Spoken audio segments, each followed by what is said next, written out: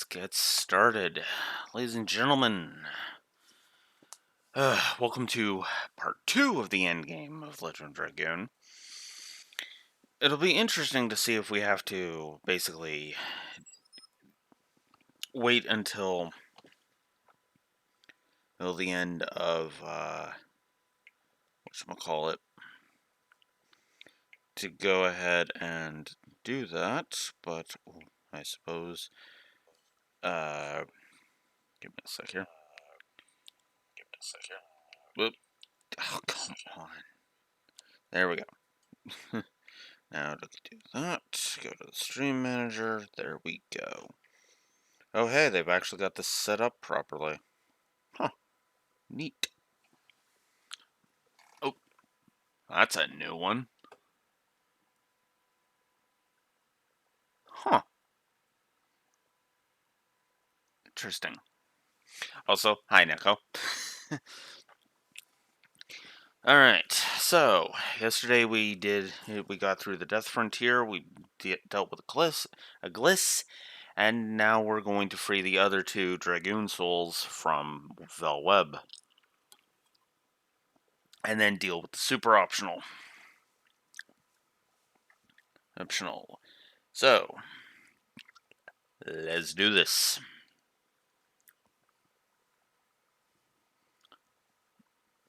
Also, if my viewer count could stop lying to me, I would appreciate that.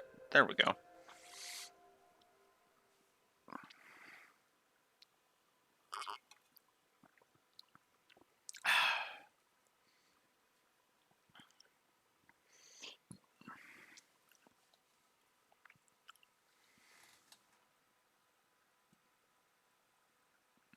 Oh, what challenge is that? Is it because I know a couple of other things, although, no, I shouldn't say that, because I'm pretty sure you've mentioned you hate those before.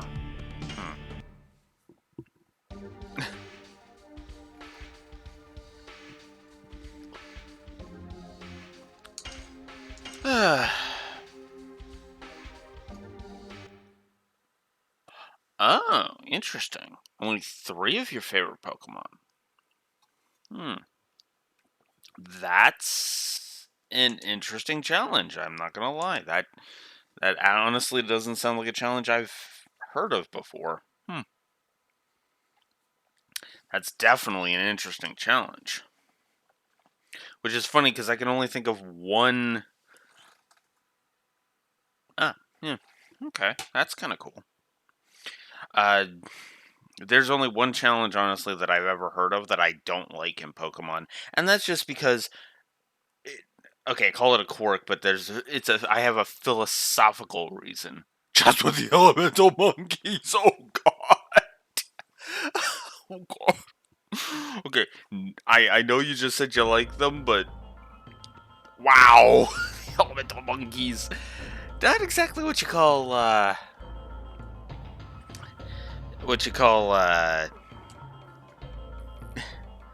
powerhouses. But then again, I want to say, the power curve is, sufficiently decent enough that that's not so much of a problem. But anyways, like I said, there's only one challenge I don't like philosophically, and that is Nuzlocke. I've never liked Nuzlocke.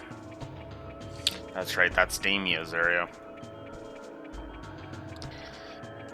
Because, I mean, don't get me wrong, Nuzlocke are kind of fun to watch, but they kind of fundamentally ignore, in my opinion, they fundamentally ignore the point of the Pokemon franchise, philosophically speaking. And I know that sounds like mamby-pamby, like, philosophical bullcrap, but I mean it sincerely. Because Pokemon has always been about... has been about bonds between people and nature, basically. Gotta concentrate here. Give me a sec. There we go. It's always been about, cooperation, teamwork, and growing closer and closer with your teammates. Yes, you're discouraged from having your Pokemon faint because it will like you less and it will listen to you less.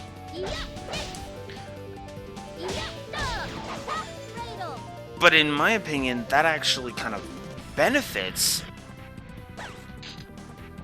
Stolen item. Son of a bitch. Okay. We're not letting you run. We're not letting you run. Blazing Dynamo.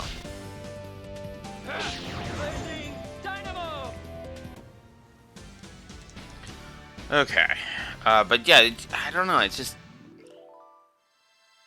Yeah. I mean, I'm not trying to condemn people who do it because I get it. It's a fun challenge. And the reactions of, no! Flufflebutt or whatever. That's cool. But Nuzlockes feel way too limiting on top of that. So not only do you have to count them fainting once, you have to treat them as if they're dead, but you also can only catch the first Pokemon you meet in the area? Like, the permadeath... Adding permadeath to Pokemon actually kind of already ups the challenge factor. It kind of feels like an unnecessary add-on to me. Again, that's just me, but... Nope.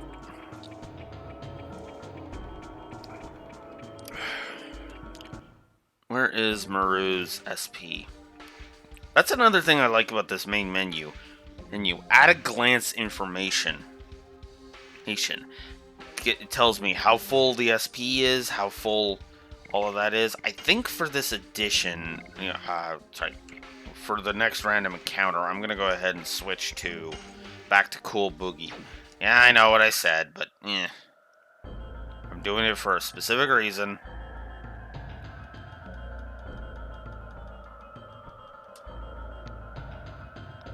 Gonna get into the encounter? You're not gonna get into the encounter, so never mind. God damn it, game. Fine. Alright, which one's this? Ah, crap. Belzac.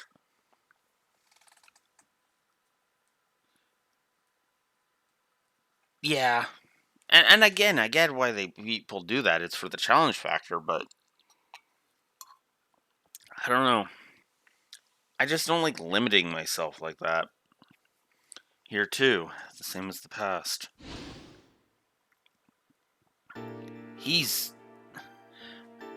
Actually, what's funny is I guess I should also discuss that in regards to this very run, because some people could say, aren't you kind of limiting yourself to Blue Wolf? Well, not really. I never said I had to stick to one edition. I'm just personally choosing because I want to level each of the editions. I'm not setting a hard rule, Pretty sure I said I would try not to use ones that were already full,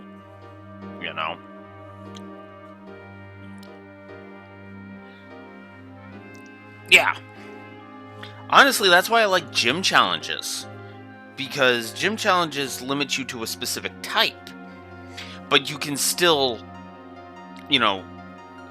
but the specific type challenges actually still allow you to branch out, So, which is funny because, what's funny is that there's actually a challenge run that somebody did for this very game, for Legend of Dragoon. Items only. They were only allowed to use items. Yeah, that sounds like a nightmare. And it was. Anyways, back to Belzac here. Children. I will realize the freedom you wished, and the future I promised to you. Children, please watch us. Is that Its soul one of the Dragoons that is trapped in this world? Yes, his name is Belzak. He's the Dragoon recognized by the Golden Dragoon spirit. But what is tying him to this world? Yeah, we kind of saw that in the cutscene. Is that you, Rose? And Zeke? No, it seems not. Who are you? It's a long story. We don't have time to tell you about it now. Yes, indeed. The subjugation of Cadessa will be soon. This last strategy has to be completed for the sake of the children who were killed by Winglies. You haven't realized it yet? Realized what? You are... No, not only you, but everybody but me has died. Everybody has died? And that includes me? Shirley died too? It can't be! I took the attack of the Super Virage with my own body to be the shield for Shirley. You remember now. No way. I don't believe Shirley died. I don't believe it!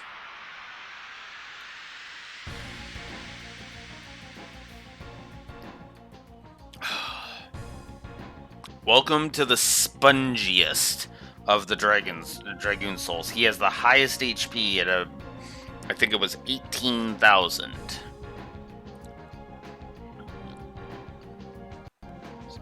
Sorry for the lag. I'm just looking it up. Whoops, that's the wrong thing. That's the wrong one.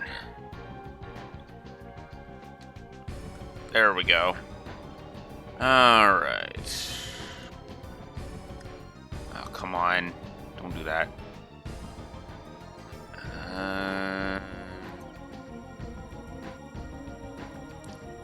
Yeah, 18,000. If we were playing the Japanese version, he would have 25,000. Just oof. Whoop. Damn it. So, his stats.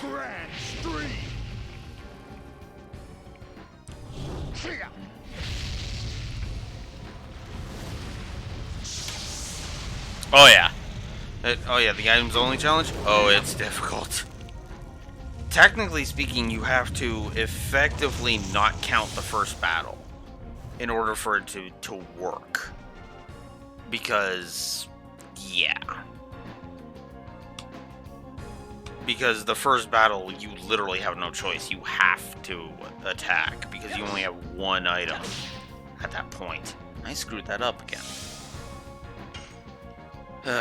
But anyways, to get back to Belzak here. Why am I failing at my addition suddenly? What the fuck? There we go. Also, like the others, he can counter. Okay, so Belzak... Actually, I'm going to show off... I'm actually going to show that off. Grand Stream again. Okay.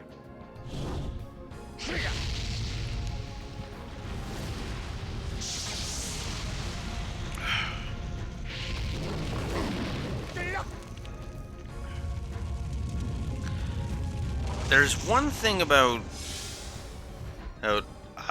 Belzak stats-wise that's actually kind of interesting. And I'll show it off in a bit here. So he's been doing, decent damage with his spells. Admittedly, with his grand streams. Admittedly, the reasoning for that is that, well, he could be a lot more dangerous. The thing is that he's like Kongol in almost every way that matters. Gesundheit. Hey, Nako. Ooh, we get to show off this one, for his version of this. Meteor strike! Oh yeah, all four of these guys can summon their dragons, by the way. all 4 of these are essentially rank 5 Dragoon.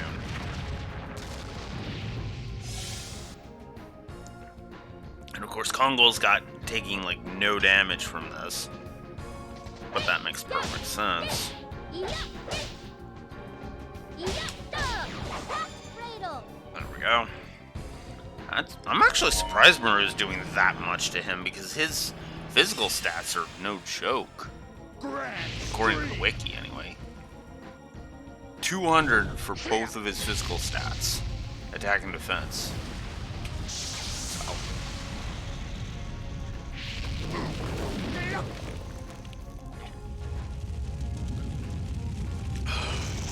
Actually, I should look up what the super optionals stats are. Are you gonna be under F then? Yes. Okay. Yes. Go. Go. Blazing dynamo. But yeah, Belzac doesn't have very good magic stats. Why is that so high on him?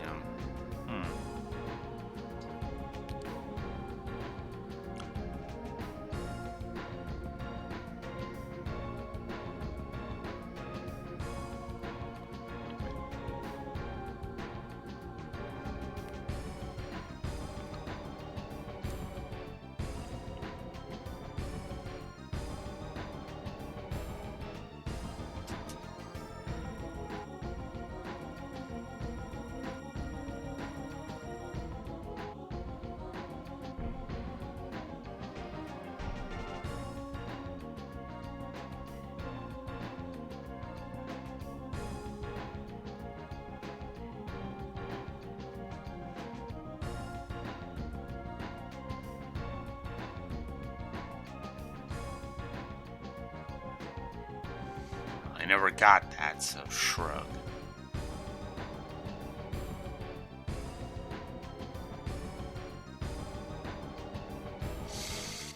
Okay. So, yeah. Sorry, I was just looking up Faust there.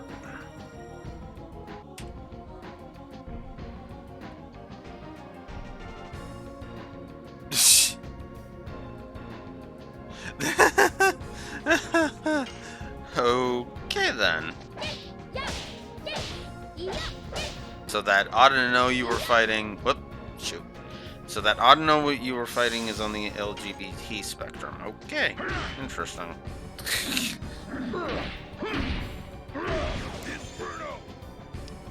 It's like, damn it, laws of nature.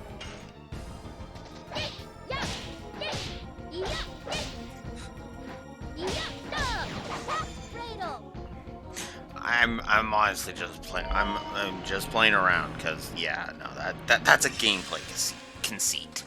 You know? Which is funny because that's a gameplay conceit this game doesn't have. Bewitching can literally happen to either gender. Huh. Kind of a weird mishmash. Yeah, it was funny, because it was like, yeah. It's like, poor Audino. Yes. I didn't check my items. Because I think Demia actually drained us. Shoot. I'll check that on Maru's turn. Because if that's true, we might be in trouble.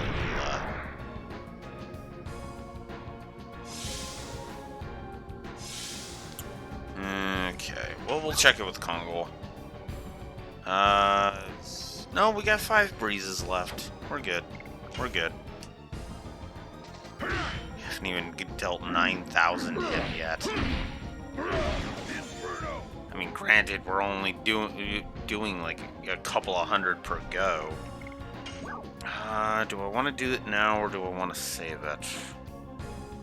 Yeah, I'll save it. We'll use a healing fog on Maru.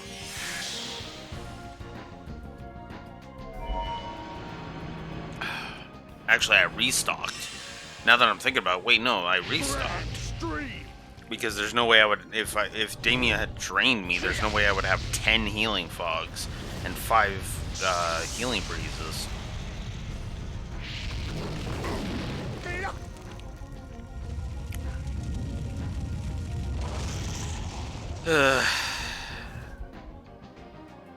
That is the biggest problem with this fight. He is really spongy.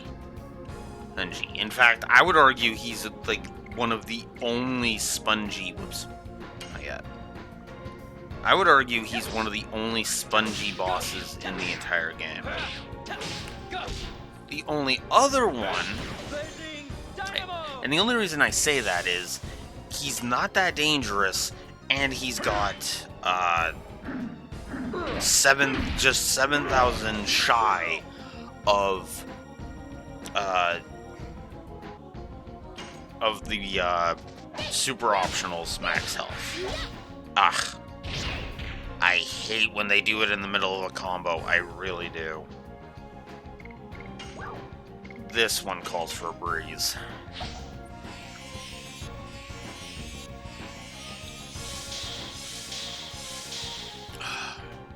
Which is sad because I'm pretty sure the fourth one is actually the easier one. I've always mentally thought of this one as the harder one, but that was mostly just because of his physical stats being so ridiculous. Like, that combo just did 700 damage to Kongol. To Kongol. Oh, our physical tank. That's ridiculous. Yes. Go. Go. And I'm still not cheating with my turbo controller. I refuse to do that.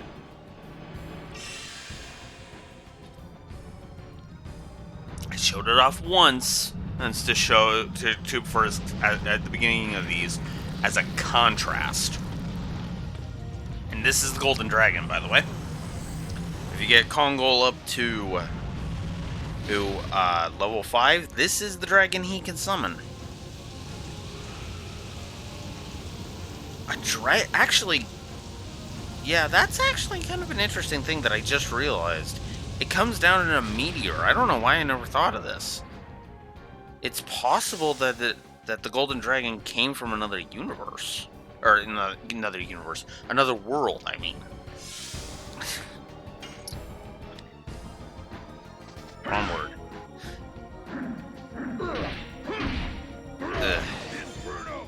I think it's because I was working in OC mode. But yeah, that is the thing that they do to counterbalance Belzac here.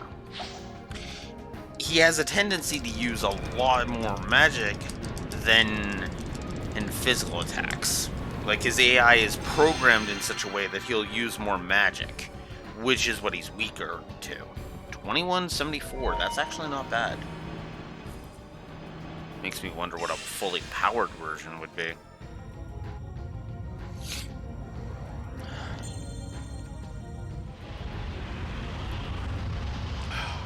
Meteor strike. Yeah.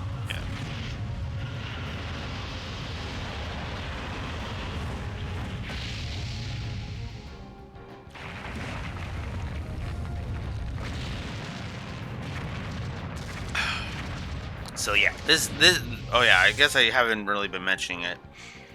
Sayuval and Damia did not appear during the flashback scene with Rose of the Cadessa raid, which actually kind of hints at the idea that there were only 5 Dragoons that went into that final battle, and the only one that came out of it alive was Rose.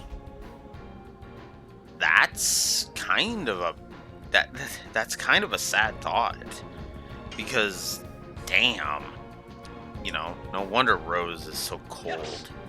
Go.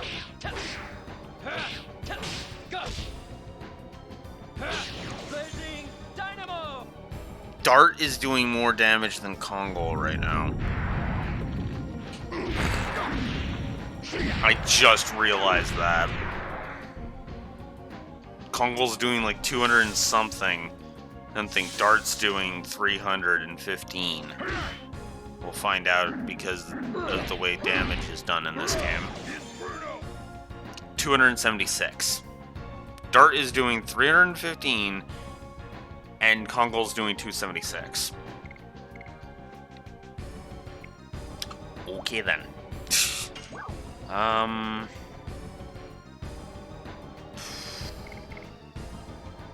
Yeah, let's do a breeze. Another breeze.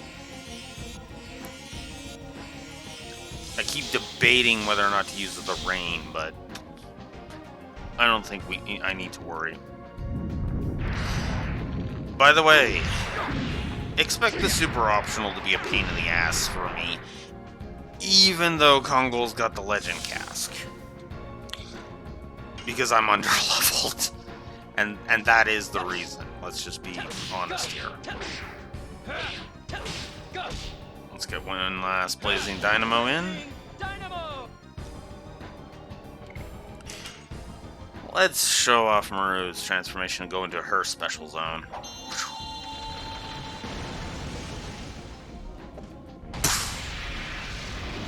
Honestly, I love the transformations. It's one of the reasons I leave them on full all the time.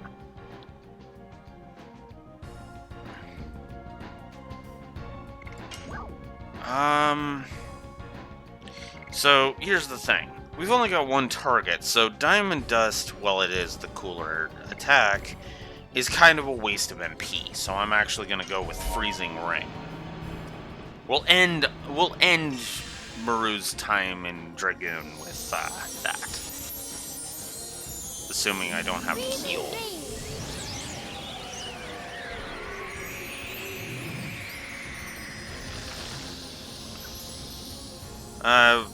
I didn't show off the Blue Sea Dragon, did I? We'll do it after. We'll do it after. So, fully powered Freezing Ring did 1754. You know what? Why not? He's finally at yellow.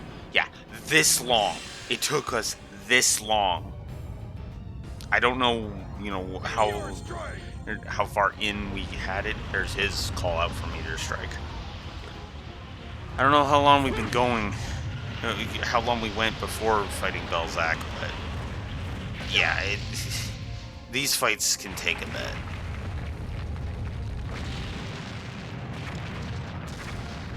Actually, that's a good question. That makes me curious. How much health does the final boss have? Oh, he's summoning his dragon again. I ticked him off.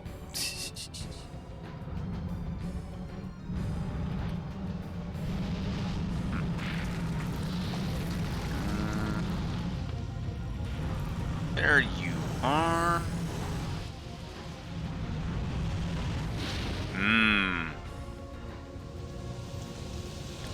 Never felt like he... Huh. That's actually kind of funny. This is one example where the final boss actually has more HP than the super optional. Super optional's got like 25,000. The final boss has 60,000. Although that 60,000 we fight across multiple phases, so... Alright. Let's do another 1,700 to him. Like I said, her last turn in Dragoon is when we'll use Diamond Dust. I just don't want to waste the MP right now. Just on the off chance I need to heal. And they're both the same strength, so...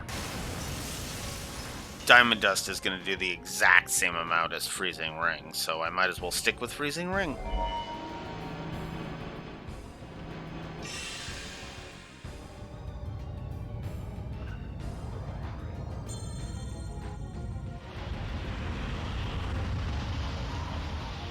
Meteor strike! Stay up!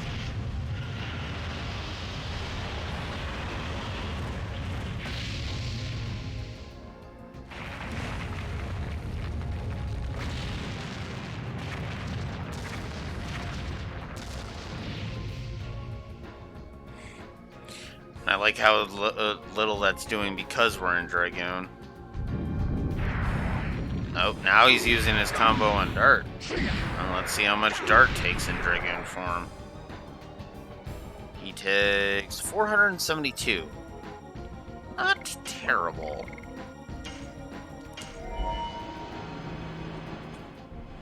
So yeah, we're just gonna summon his dragon.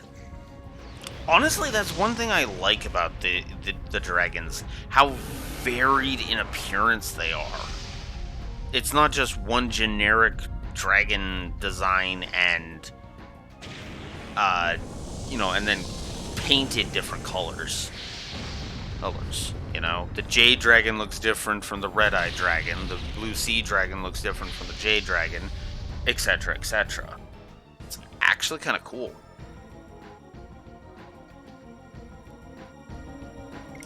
Alright, we're back on Kongol's turn. We'll do Kongol's Grand Stream.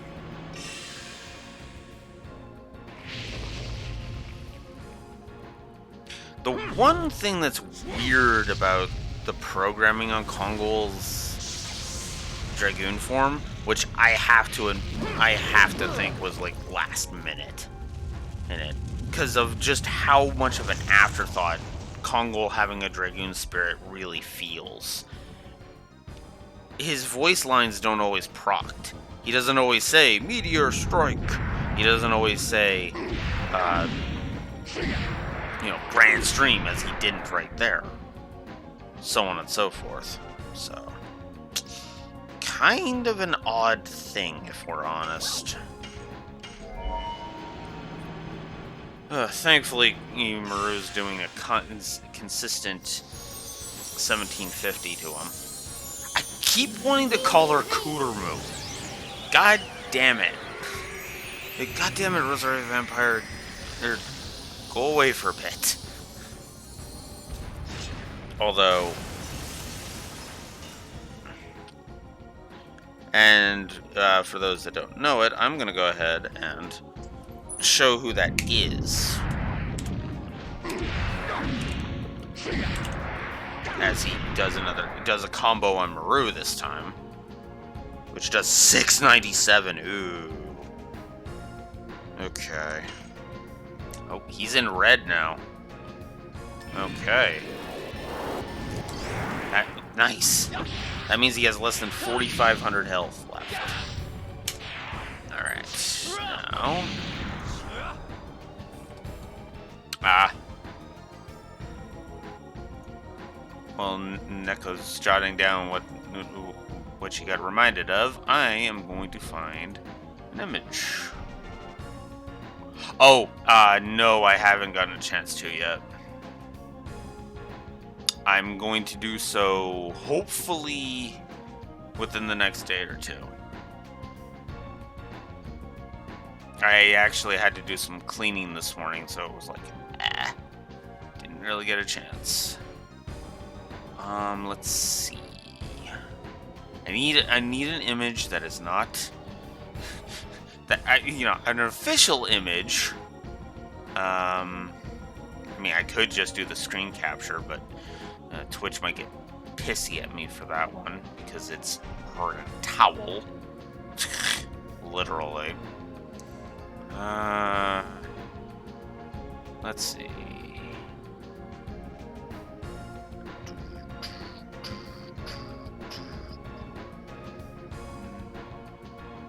Damn it, where are you?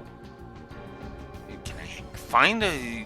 Do I even have a pic of you that won't get Twitch screaming at me? Because they've been very picky about that shit. Let's see.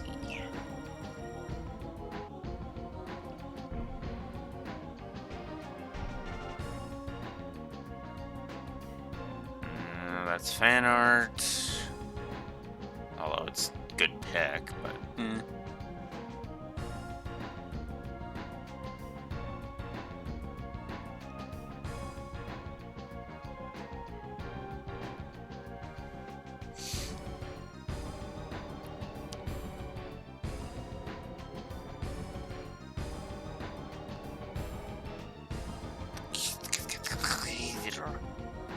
There we go. Good enough. There we go. This. This is good to remove from Rosario Vampire. That's who I keep accidentally naming instead of naming Maru accidentally. And it's kind of irksome. Anyways. Ugh. Alright. Wonder how much damage Kongol does. Oh, shoot. I missed. Missed the last one. God. 383. So it is more damage. Damn. Okay. Okay. So now Kongol has come out of Dragoon. Belzak's using his dragon on us again.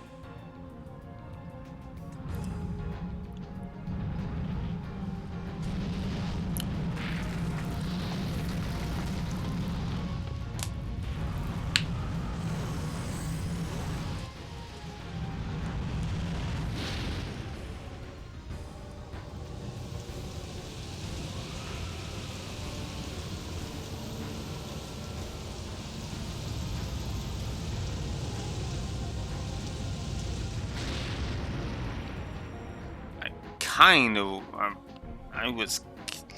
kind of wish I didn't have to work today, because then we'd easily beat the game today. 2 more turns in Dragoon. Well, if I use this, it actually won't.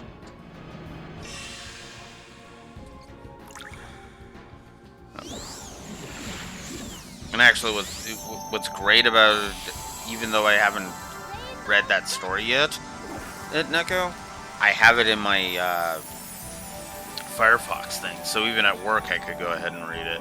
Although I probably won't, because my phone's screen is cracked, so yeah, that'll be fun, trying to deal with that. So what I'll probably do is I'll probably go ahead and read it tonight when I get off work, assuming work doesn't drive me up a wall today, as it usually does.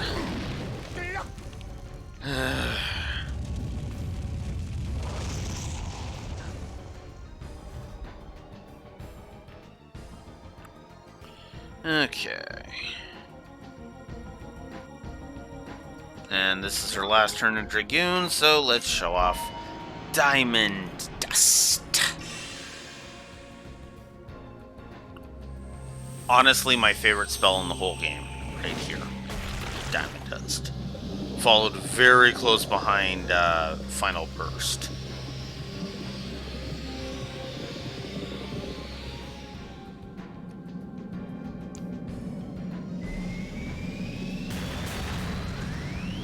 And the Divine Dragon spells. Spoilers. The spoilers that I already spoiled, because, yeah. Mostly, as I said, same damage as the other thing. And I think the way she picks up her hammer just sells it for me. Wow, Dart is the slowest of my party. That is insane. And there we go. He's done. I kind of wish I could have shown off Maru's victory animation in Dragoon, but we can show that off at some other point. If I'm not mistaken, this should level Kongol. Yep. And it leveled Maru up. Nice. And Miranda, but nobody cares. Except for people who apparently like their women bossy, bitchy, and stupid. I'm sorry, I'm never gonna stop bitching about Miranda. I have hated Miranda for 20 years and finally getting the chance to get it all off my fucking chest. Anyways, now I remember all the truth. But death is not as sad as I imagined. Thank you, Rose. Okay. 3 down, 1 to go. It's not sad anymore. Yes, the Shirley you loved is there too. Let's keep going. I kind of wish I had done that one last, because that one actually is a very poetic finish. However, as per my usual idiom, now that I have faced Belzac, I'm going to go ahead and give Belzac a gameplay plus, because that was actually a decently designed fight. Yes, his physical attacks are dangerous, but he also doesn't spam you with damage. He's not a very spammy boss. He was actually spamming us more with magic, which actually is hilarious when you think about it, because his magic was way weaker, which is good. That's actually, I would argue that's good design. Oh, you have a boss with spams? Well, make those spams the less dangerous spams. So, we dealt with one of the two Dragon Campaign Dragoons that we saw die in Rose's flashback. Here's the other one. Here too, the same as the past. Who is it? Oh, it's you. You hate this place so much. What made you change your mind about coming here? It didn't change. I didn't change my mind. These dolls still make me feel nauseous. Huh? Say what you want. And these are my mementos to remind me of the taste of blood dripping from my fist. There's no reason to be criticized by you. Well, I mean, when you're thinking of it in terms of the blood dripping from your fist, I mean, I would say Rose has every reason to criticize you, especially considering she actually freaking knew you. Now, Dirt has no reason to judge you, because he doesn't know shit about you. But, yeah. The people killed by you won't be saved if they find a memento in such poor taste as their tomb. You came here to become one of these dolls? I now understand the reason why you are clinging to this world. You haven't killed enough. Then let me be satisfied with you. Hey, methinks methinks Rose did not like Kansas very much. Was still concerned when he died, though, so I don't know what's up with that. And I just... wow. A miss right off the bat. Well, that's just great, foreshadowing for this. Although we're already off to a better start than with Belzac. Belzac was taking less than 300 from Kongol, and he just took a little under 500. Jeez, Start is stronger than Kongol right now. It's probably because Kongol's using Inferno instead of, whatchamacallit.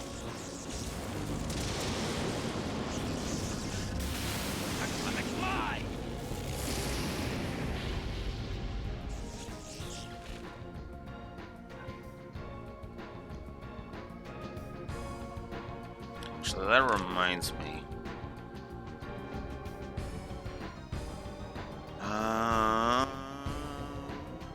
Did I already give voice acting? Yes, I did. I gave 1+ for the voice acting. I'm actually going to debate doing something silly. That'll sound very silly. Wah! That angle was even good, too. Go for it. Damn it.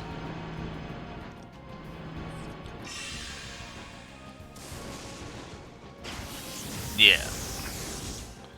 Gen 5 definitely had some great characters in it. Hell, I would argue Gen 5 is the first time they had a really good story. Despite Team Plasma's hypocrisy. Because the problem with Team Plasma is that they their their ideas sound good on paper, but once you put their ideas under any kind of critical thought, my opinion, the second you put any kind of critical thought into Team Plasma's ideals, they crumble into dust. We must release these Pokemon from the people because Pokemon are oppressed. Okay, but there is actually... But what if the Pokemon don't want to be released from their trainers? Did you ever think of that? You know, because there might be some Pokemon that when their trainer says, I release you, might turn around and say, fuck that shit. Now, obviously, they would do it in a cuter way because, you know, it's Pokemon. But there are some Pokemon, I can guarantee you, that I release you. What would they do? Hop right back on the trainer's head and just be like, I'm free to do what I want, so I'm going to sit here. And in fact, most people within the series that aren't villains could say that.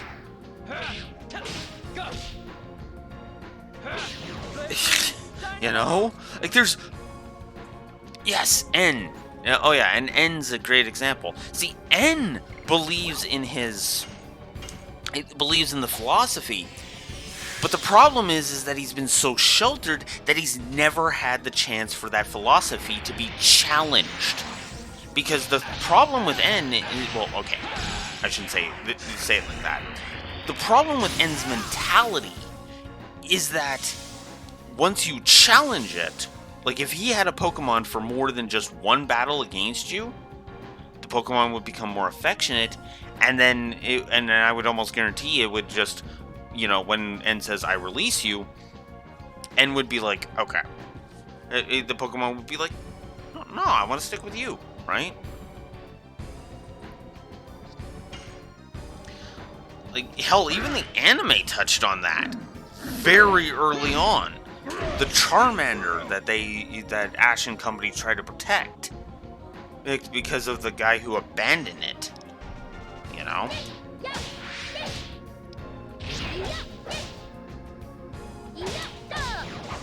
It's like we've been able to disprove Team Plasma's bullcrap since Kanto, for God's sakes. Which is just hilarious. Never mind the fact that there are literally happiness evolutions. Cough, cough, Crobat, cough, cough. And the reason Crobat came to mind immediately is actually because of a fan comic that I absolutely love. So there's this Team Rocket Grunt, right? And the Team Rocket Grunt, you know, has its Pokemon beaten by Red specifically, and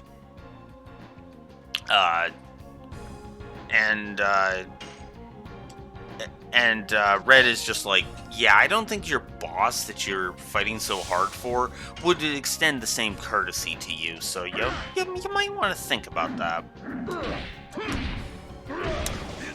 Flash forward to Gen 2. The Golbat that Team Rocket Grunt had evolved into a Crobat, and we find that out when it lands on when Nurse Joy sends it out and attacks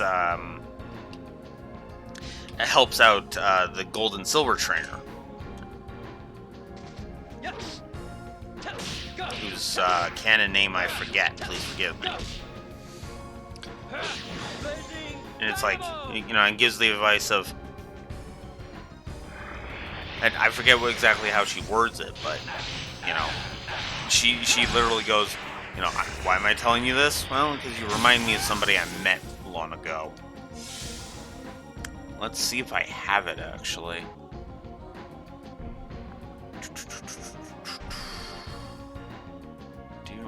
Has that comic in my folder here? Yeah, I'm pretty sure it's Ethan too. Who I just didn't want to say for sure because I was like,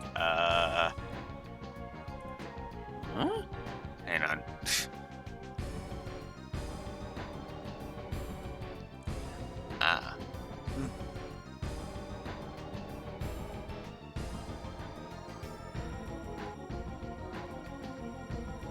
Oh, yes, here it is. Yeah.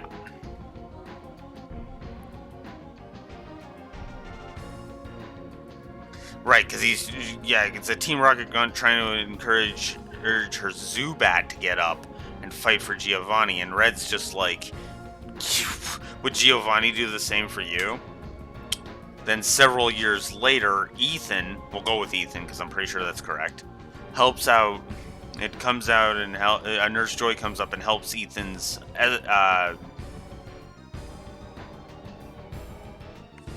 whoop. God damn it, headset. Can you not fall off my head just because I bow my head? Fuck. Sorry about that.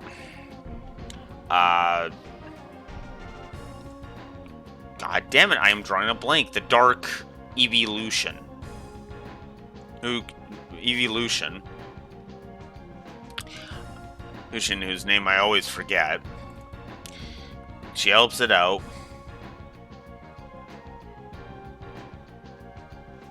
And she just claims that, the goons that are taking over the tower in Goldenrod City don't know the most important thing about battles, which is the bond between Umbreon. Thank you. The bond shared between trainer and Pokemon is what makes Pokemon truly strong. Now she's sure that that Ethan knows that already. And then a Crobat comes and tackles a Weezing that's sneaking up on them. And then the Nurse Joy is just like, why am I telling you all this? You just remind me of someone I met a long time ago, as Crobat perches on her arm. It's actually a really good fan comic, and I really like it. Because again, that's the whole point. Because this Team Rocket Grunt is like, we gotta do this for Giovanni, and then Red's just like, that's dumb. You should, and because there was a modicum of, goodness in the Grunt, she realized that Red was right, got out of Team Rocket, and became a nurse. Specifically a Nurse Joy. I guess Nurse Joy is just a title now. I guess it was always a title, but although the whole thing of Joy and Jenny being like Anna from Fire Emblem, where it's a bunch of sisters all named the same, who all look the same, was just kind of a funny concept to me.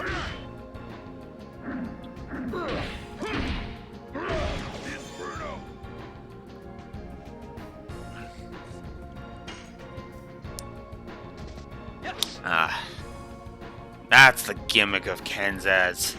His evasion's high. Oh, come on.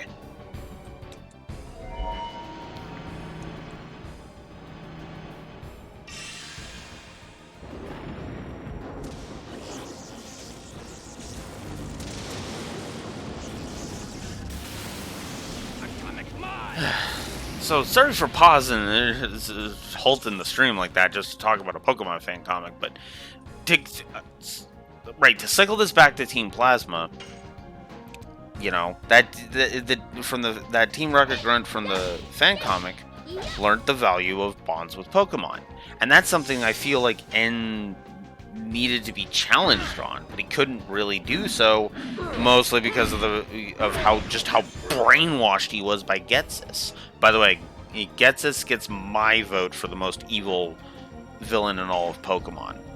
Easily. Like, I don't even have to think about that.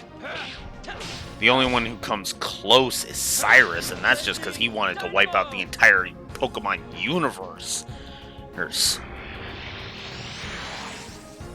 But, no, Ghetsis to me? Okay. Cyrus is just is kind of he's a Bond villain kind of thing. Ghetsis is what I call disgustingly evil. Especially considering, if I'm remembering correctly, Getsus is frickin' En's dad, too. Yeah!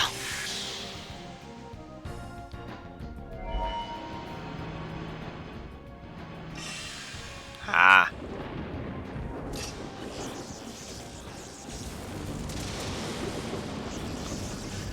But yeah, Getsus is just...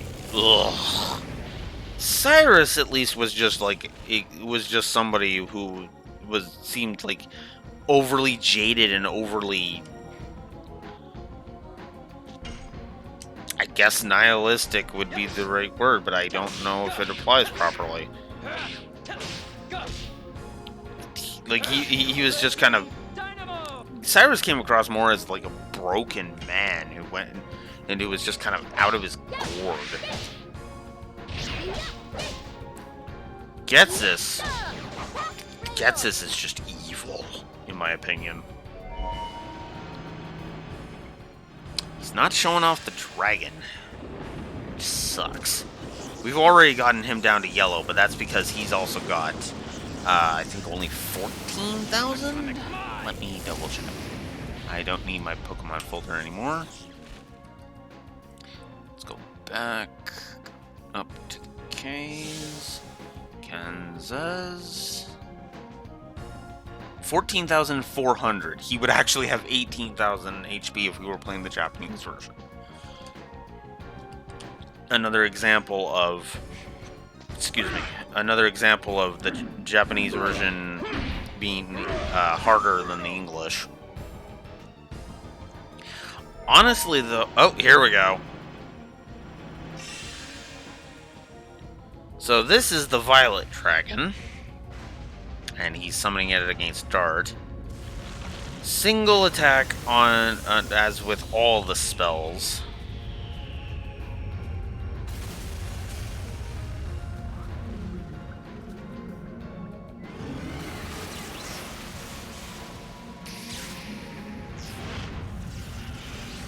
You know what? I'm talking myself into it. Let's give a positive. Oh, come on.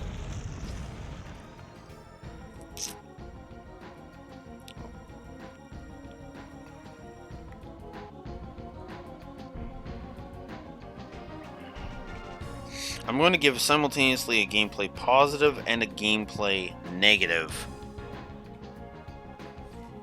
to the dragons. Into the dragon summons. Positive for their look and design. Negative for their insane cost. Because most of the dragons are not worth the 80 frickin' MP investment. They're not. Not even close.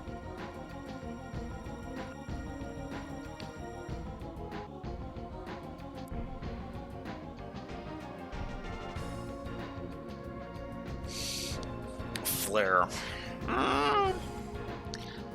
Yeah, and even then, I would say Flare weren't exactly evil. They were just kind of dicks, except for their boss. Their boss was really the evil one, and it was like, and that was mostly because it was like I must destroy everything because this world is imperfect, and I must burn it all to the ground because fuck this world. Yeah, I'm honestly in the camp that doesn't think like Lysander was a very good villain. I am in that camp. I don't think he's the worst villain ever. No, but yeah. Then again, I'm the jackass who didn't like Team Skull, so what the fuck do I know? Yes. Go. Then again, I also didn't get very far in Gen 7? Yeah, Gen 7. I didn't get very far in Gen 7, so... I've never beaten Sun and Moon. And Team Rainbow Rocket, I don't even know anything about, so... Which, actually, Rainbow Rocket might have been the last time we got an actually evil team. Although that might be cheating, because that was just, if I'm remembering correctly, that was just an alternate dimension Team Rocket. Again, I wouldn't know because I haven't played Ultra Sun and Ultra Moon, so...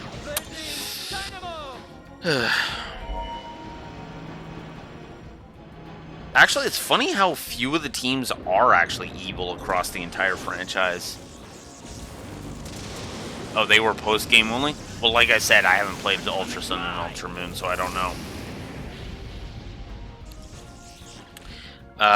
But yeah, there have been several teams that have not been pure evil. That haven't really been evil. I mean, they've all been bad guys, but they haven't all been evil. Like, even Team Rocket. Giovanni wasn't exactly evil. He was just kind of a mafioso dick. And that was, like, it. Teams, Aqua and Magma were just kind of... When shit started hitting the fan, they were like, oh, shit, we fucked up. And,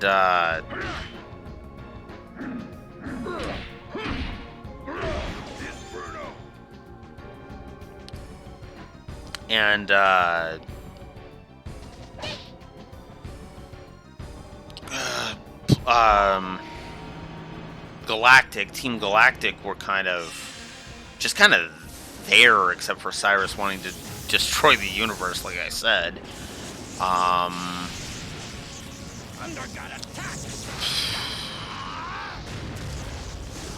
And, Team Flare, like I said, and I don't remember how evil they were, except for Lysander, of course. Team Plasma, we've gone over. Honestly, I would argue Team Plasma... Team Plasma is kind of one of those ones where it's like... They're evil because they know their Kool-Aid is stupid, but they do it anyway.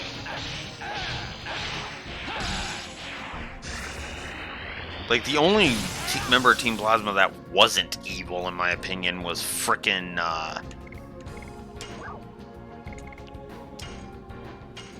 N.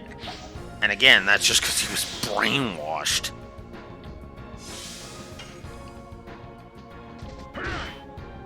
If N didn't have that philosophy, N would be one of the most powerful trainers in the entire franchise. And you can quote me on that.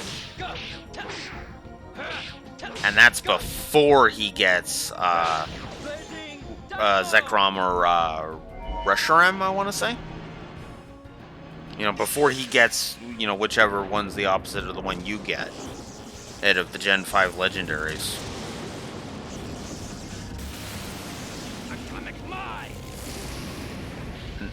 A great example of heart in the right place, but misplaced. His heart is in the right place, but his methods are just no.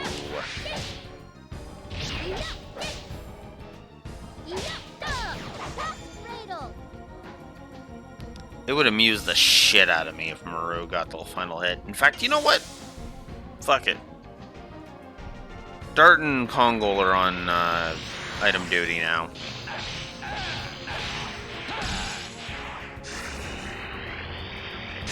And yeah, I'm honestly talking myself into a negative for this fight. Believe it or not. Because I haven't even discussed this fight. And the reason is actually very simple. This fight is stupid, boring, and even though it's not going to take me as long as Belzac, Belzac at least was dangerous in an interesting way, where his AI script actually made him, made him have to come at us. Kenzes isn't really that dangerous. He's dangerous to Maru, yes, but that's because as this game has a women are physically weaker mentality, which a lot of games in this time frame had, unfortunately. Ah, damn it. Ah, please tell me that wasn't... Okay, good.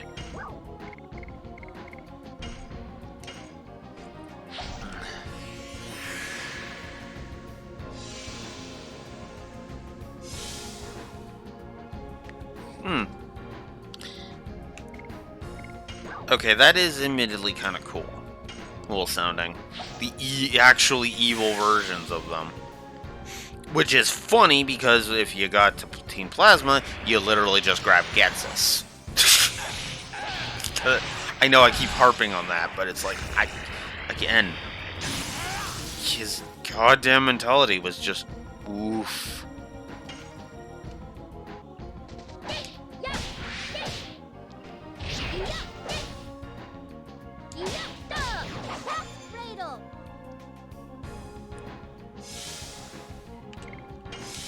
No, we're gonna keep going.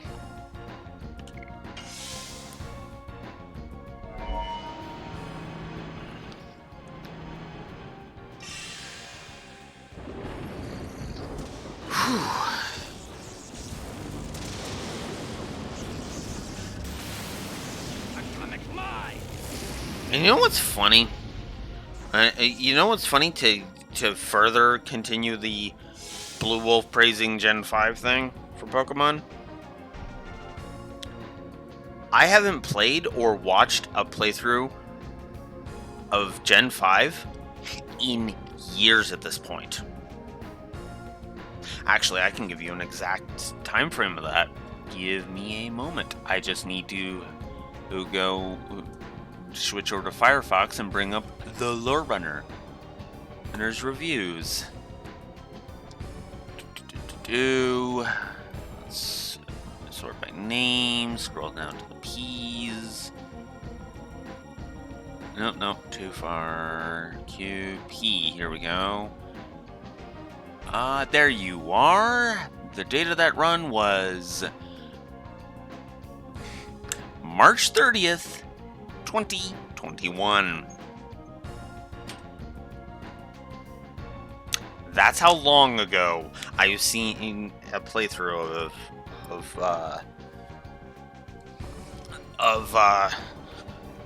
Black and White, and I still remember all that. Okay, yeah, I've talked myself into this. I am giving a gameplay negative to Kenzaz. I've given it a plus to all of these fights. And I stand behind every one of them. I do. Kenzaz, on the other hand,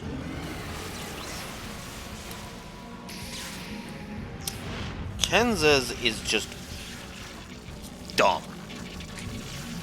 First of all, he has the second highest...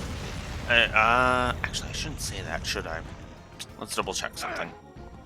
Let's double check that. So, he's got 14,400.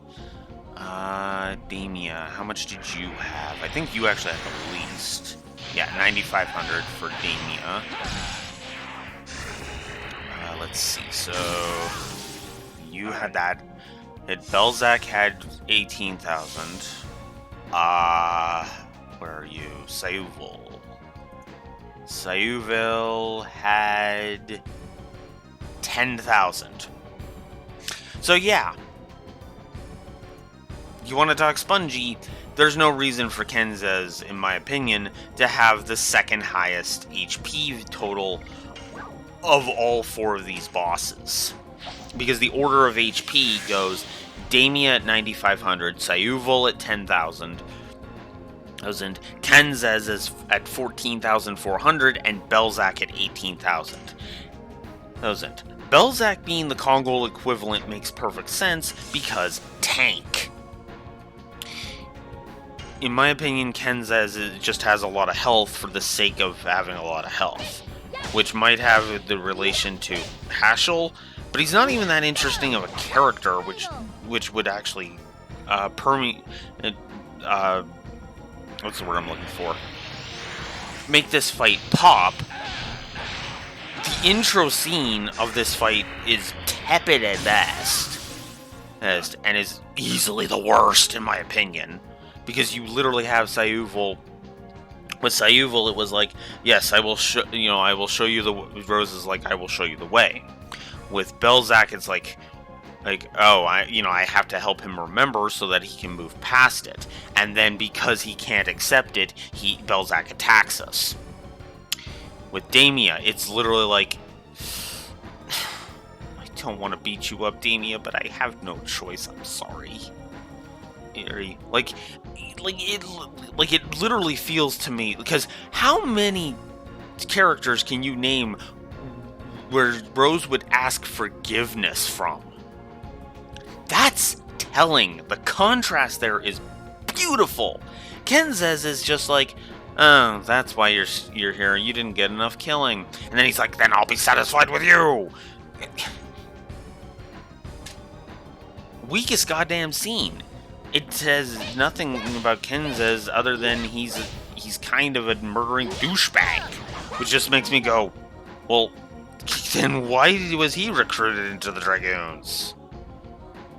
He's also got the worst frickin' defeat animation in my opinion, but let's not get into that.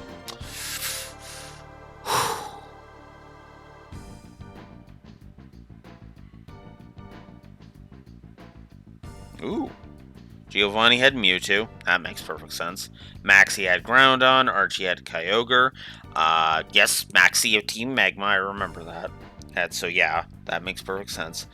Cyrus having Dialga or Palkia, depending on your game. That makes sense. Getzius having Reshiram or Zekrom. Okay. Hey, I got those right. Nice. And Xerneas or Veltal. Well, depending on your game. Yeah, that makes perfect sense. Okay.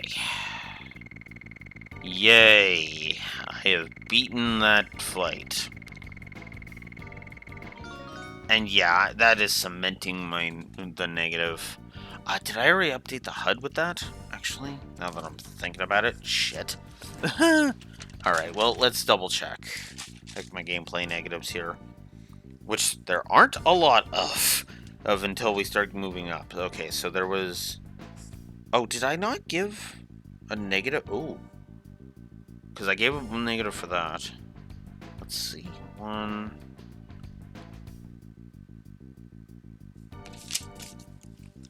2...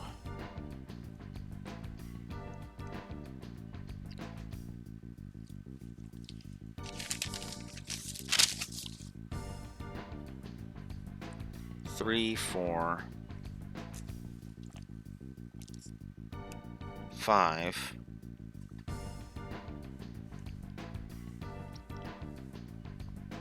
6... 8...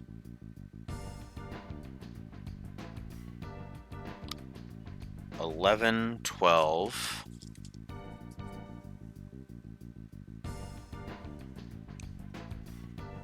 15... 16...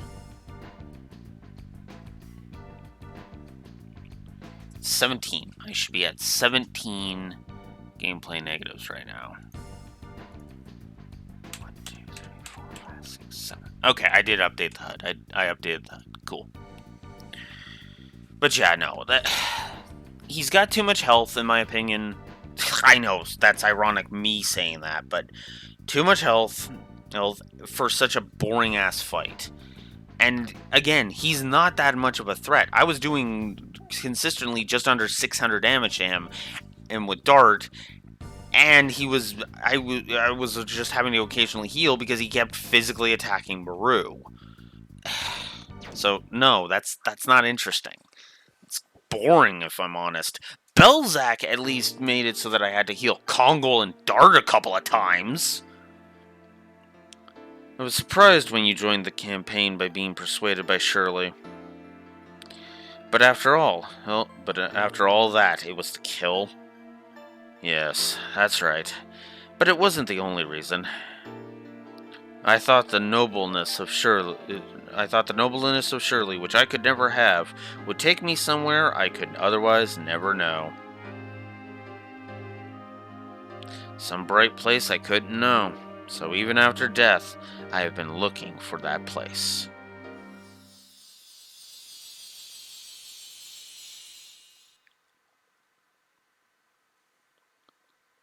The bright place. I hope you can reach there. Let's keep going.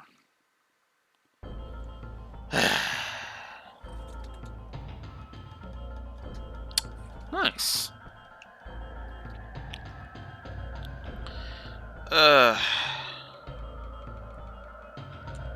Alright, so that is all 4 of the optional Dragoon Soul fights. We are now done.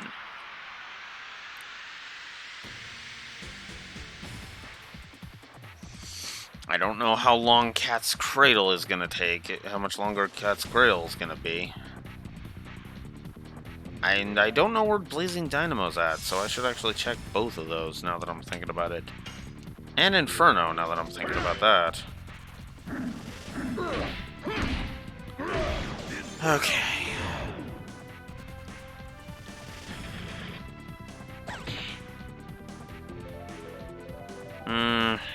You know what? Let's get a couple of Cat's Cradles in. Oh, come on!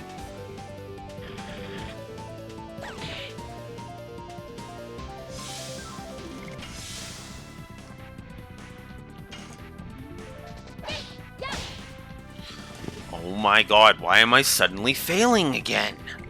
Ugh.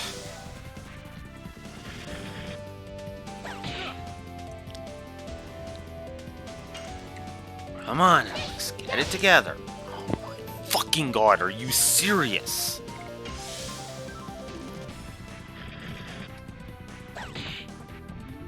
Ah.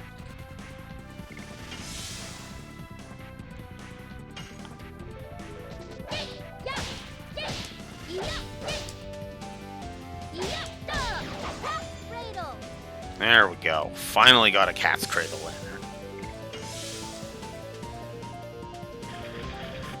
Ah, fuck. Items stolen. Alright. What did we have stolen? Well, not my Psych Bomb X and not my Healing Rain. Looks like it was a Healing Fog that he stole. Either that or a Healing Breeze. Either way, I don't care that much.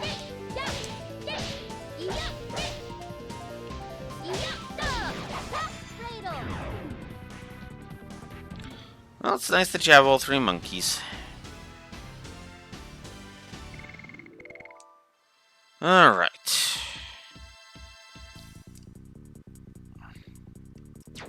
I have 1,881 gold. That's not bad. It's not really enough to really re-equip people, but 3 more Blazing Dynamos. Those to level it up. 6 more Cat's Cradles to get it to level 3. Good lord. And, ooh, Inferno leveled up, so now 19 more of those, and Congo will get his ultimate. Good.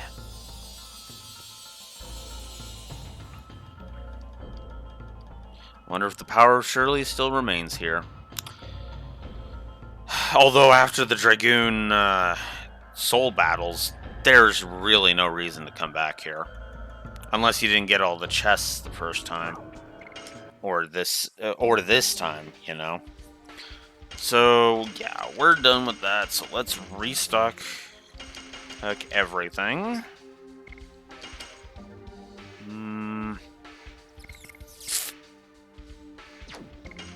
Did I already get rid of those? What all do I have here? Okay. Alright, there. Oh, whoops. But, of course, now we have the stones. So, from all that, we got the blue sea stone, we got the golden stone, we got the violet stone, and we got the jade stone. I am, of course, going to get rid of all of these because I do not need them. Okay. These 4 I will keep just in case. And we probably will because I am going to go ahead and take the long way around because I actually want to level up my additions. I'm going after the frickin' super optional. Optional after all, it would be nice if my additions could be up to snuff.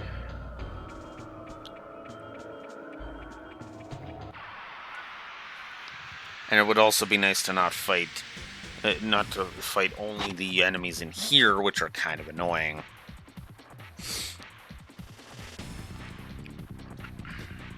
But yeah, the Kenz's fight, like I said, is just... it's not interesting. You know? It doesn't really have any interesting gimmicks to it. It doesn't have any kind of cool counterbalancing. None of that. Oh yeah, by the way, I also effortlessly beat Kenz's without once using the Psych Bomb X. You know, you caught that, right? I wouldn't blame you if you didn't because of how boring that fight was. The only reason I was enjoying myself at all during that fight is because we were talking about Pokemon.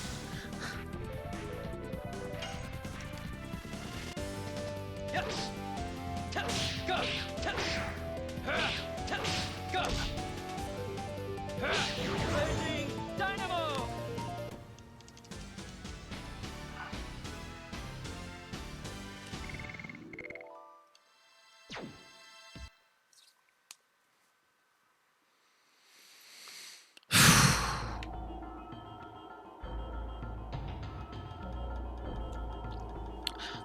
With Belzac, if I hadn't used Psych Bomb X, it would have taken another round at least to get him down further. But Kenz's was just, yeah.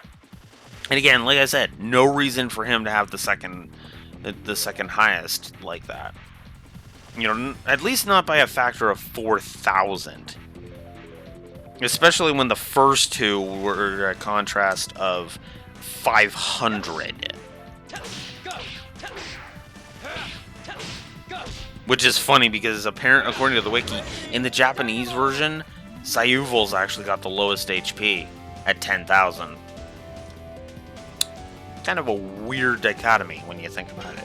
And the health is really the only thing that apparently changes, according to the wiki, so grain of salt, between the different versions, is how much health they have. Which is kind of funny in hindsight.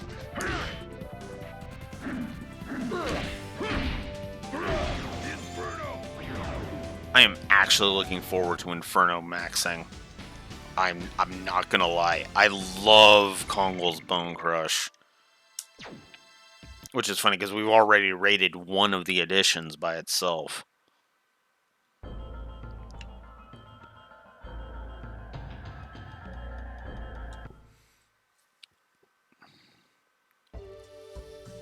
Alright.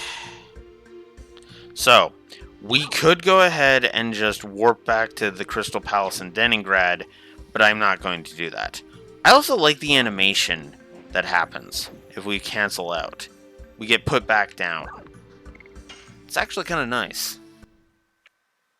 Instead of just, you know, cutting back to us on the field, they actually bothered to make a little animation.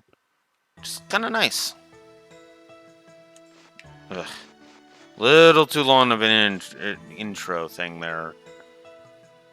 Or Dirt. Come on.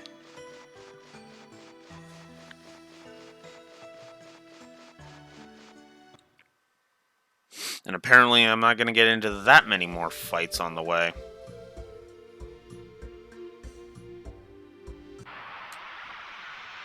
Yeah, I'm pretty sure only the Crystal Palace was going to be one fight, if that, and anyway, so... Yeah. Well, I mean, that's kind of what I said. That's kind of what earned it. It earned it the negative. There was nothing interesting to talk about in that fight, either story or gameplay wise. The only reason I'm not giving it a story negative is because I don't think it was bad enough to warrant a full negative on the story axis. Although you can't argue against it, given it the good old college try, though. Yeah. So yeah, that took us about an hour and a half to get through all that. Makes me wonder how long it'll take us to beat the super optional. And then it's off to arguably the worst designed area in the entire game. Xenobatos, if you're wondering. Because Xenobatos is... it's a whole thing. We'll talk about it when we get there. Whew.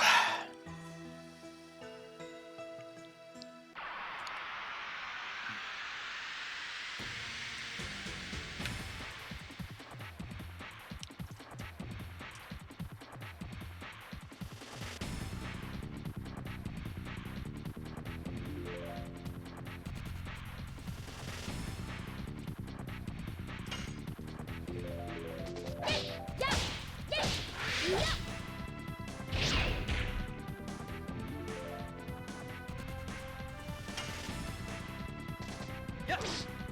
Go. Go. I think... wait, was I getting 162 from it before? I'll check it in a minute. I'll check it after this fight.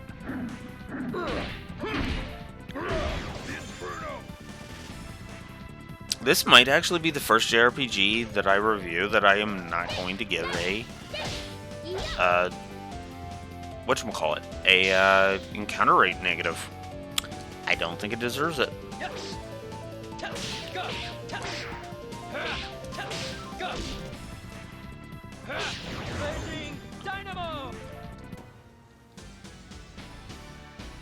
Yeah, I agree. That's actually one of the reasons why, you know, when you talked about your Pokemon thing, I, like, latched onto that, and I was like, you know what? Interesting conversation piece. Perfect. Because with Belzac, I was running out of things to talk about even with Belzac. Heck. You know, so. But yeah, no, you give me an interesting topic to talk about, and it's like, yeah.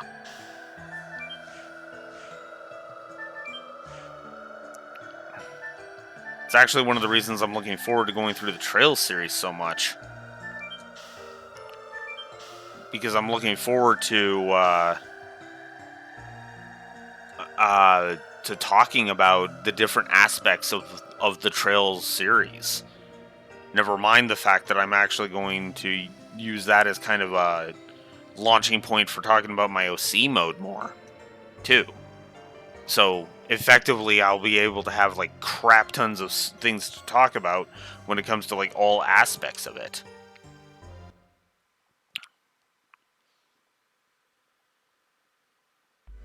Also, expect some rants when we get to the Trail series, especially when we get to Cold Steel 1.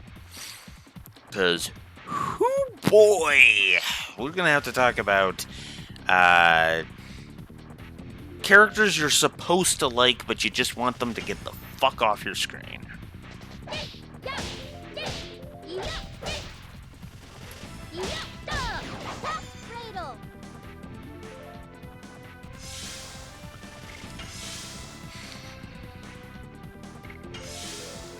Let's give Maru some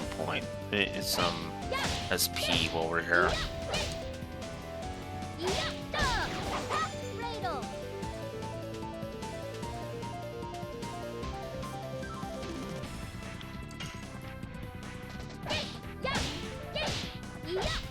Ah!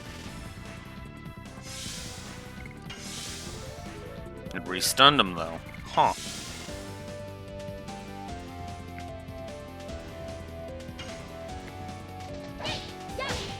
Oh, come on! Ah! Can I stop having that happen?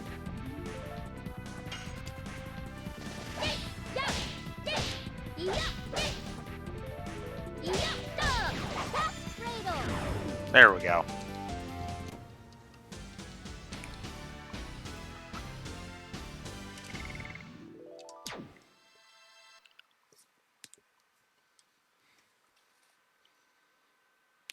Alright. No, I forgot to double check additions. 22. Okay. Yeah, and I think that was at a different thing before. Let's see. 38. God damn. I need 2 more. God, that is tempting. That is actually tempting. But no. Alright. So...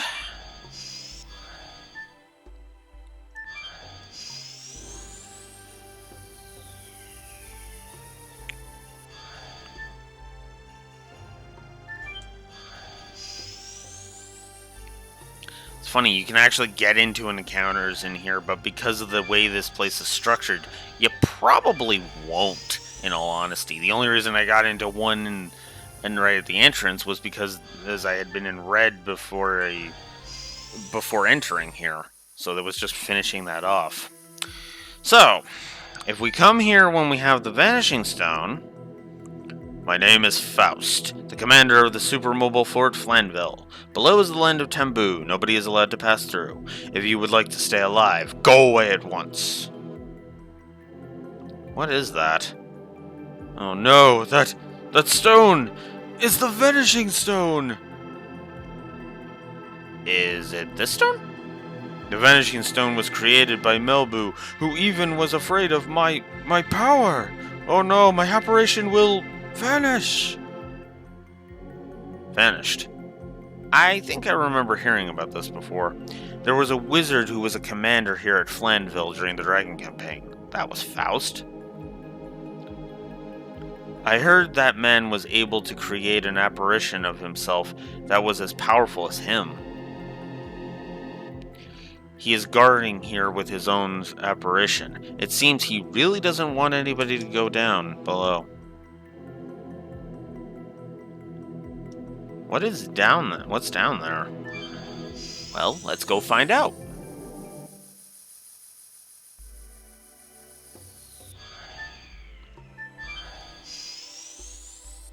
So...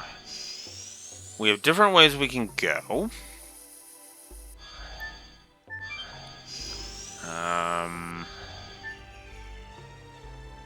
Mini maze, basically. So...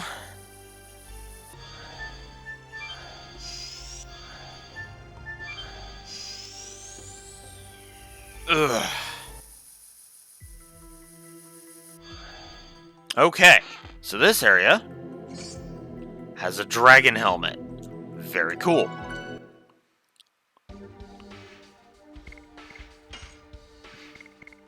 What's she got on? Physical ring.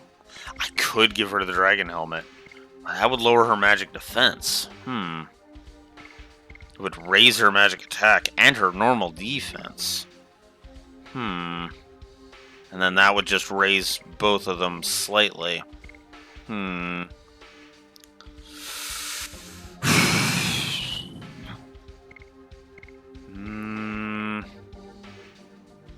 know what? Yeah, let's make Maru even tankier. And let's give her...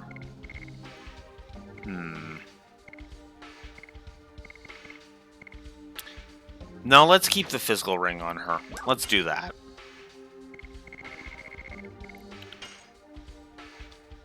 No, actually it would make more sense to use one of my fogs. There. So yeah, it's still where I had it before. So. Nope. There we go. I highly recommend you save. I do like that they give you a save point right before most of the fight encounter of the encounter of the boss encounters. It's actually kind of nice.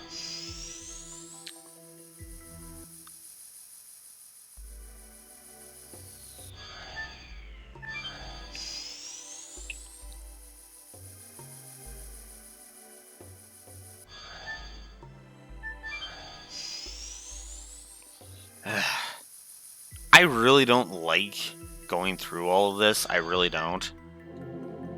Two entrances over there. Faust is in one of them. What is this trembling? Is the ground rotten?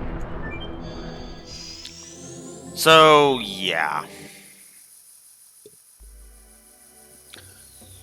That's why I call this a maze, because we gotta find the path. We basically gotta go through all of the paths and find our way to Faust. Although what's hilarious is that Dart's actually wrong. Faust, spoilers, Faust is in neither of those two areas.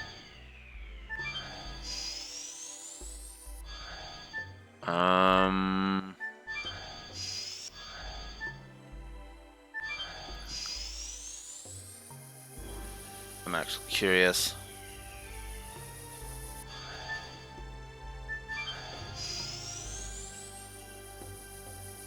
If we actually, I think this is one of the entrances we need. Yep.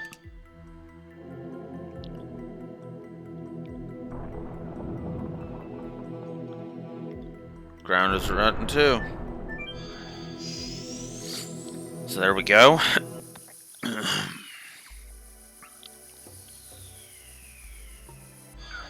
Actually, what's funny is that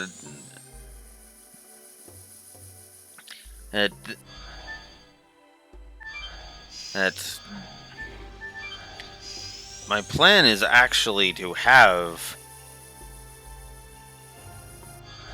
Actually, I think I came from this way before, so let's go back.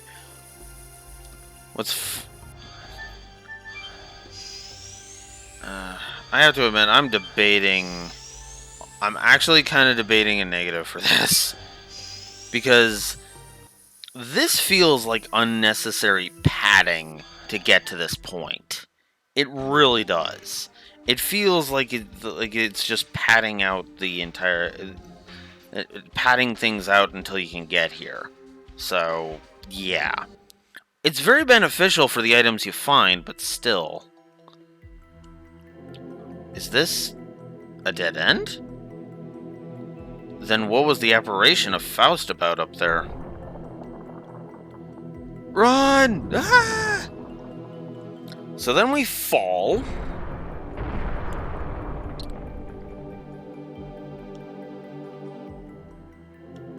Where are we? It seems we're at the bottom of Flanville. You crafty humans, the sin of contaminating my sacred Flanville is an idiocy worthy of total death. This is not an apparition or ghost, it's the true magician Faust. It is surprising to see a person who still knows my name after 11,000 years. Even more amazing is that you have the vanishing stone that turns away my apparition. It's a miracle. Has he been living since the Dragon campaign just like you, Rose? It seems so. You stopped being surprised since you met Charles. It's not unusual to live for 10,000 years. You agree with me, Faust? Not bad being human and being ageless. And what is it you desire? Do you want to serve me, the ruler of the world? You are the ruler of the world? In the near future, after the remobilization of my Flanville, the internal, absolute dominance which even Meluframa couldn't achieve, the day I, Faust, become the king of the world! World domination! Wait, do I have it? I don't think I have it. I don't think I have it. Damn. That would be awesome if I had it, but I don't think I have it.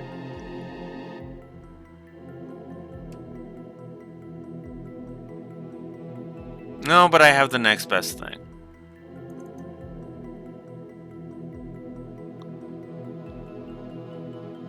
No, never mind.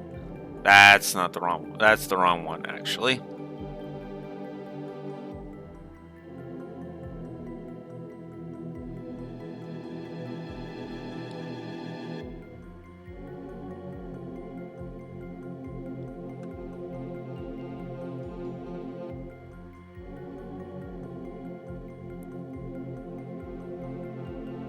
No, none of those. None of those are gonna work. None of those are gonna work. Damn. I was gonna play a sound clip, but nope. None of those are gonna work. He's annoying. What are we gonna do, Dart? I forget what.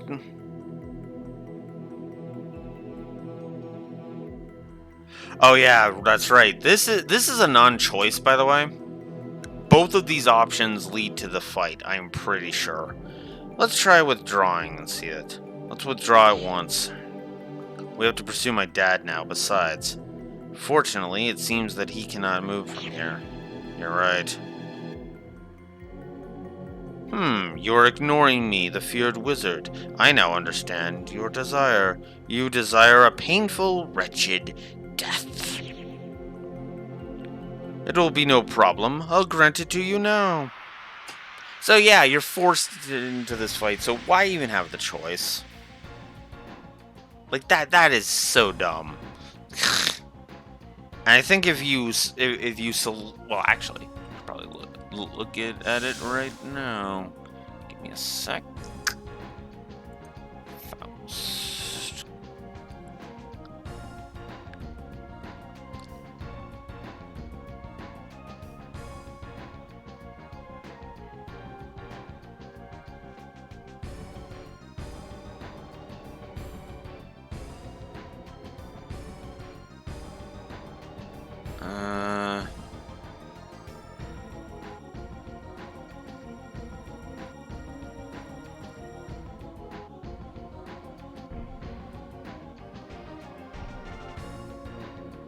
No, it doesn't tell me.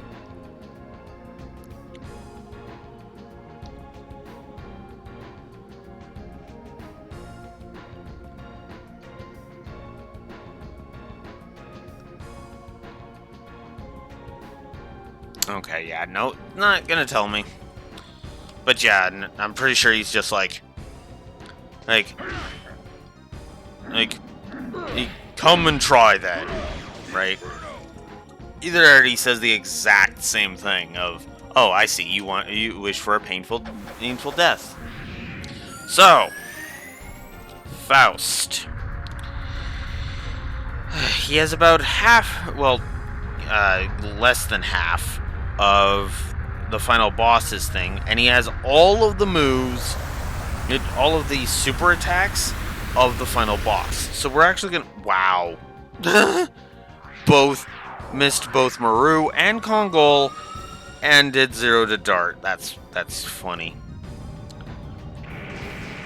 So he has access to a whole bunch of magic, and he is going to be using it against you constantly. Kongol without a Legend Cask is not a great option for this fight. If I'm remembering correctly, a lot of his attacks are considered magic.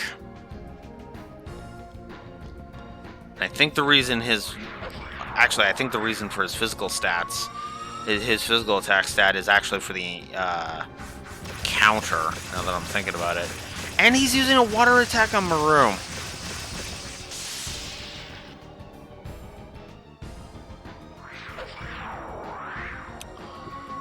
Okay. Yeah, this is, this... Wow, and now he's using this. So, yeah, this is kind of the issue with him. He's kind of a damage sponge, and he just kind of consistently smacks you with powerful magics. See how much damage he did to Dart right there. Holy fuck. If you missed that, he did nearly 3,000 damage to Dart. Or with that one attack alone. Jesus.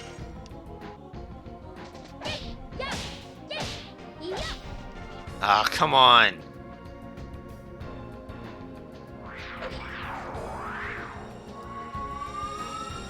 So yeah, this is probably going to be another boring fight.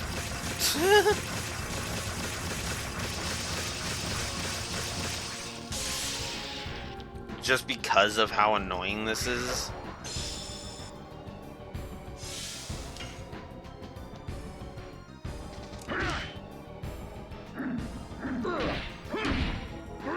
Inferno. 1,358. Wow. That's... Wow.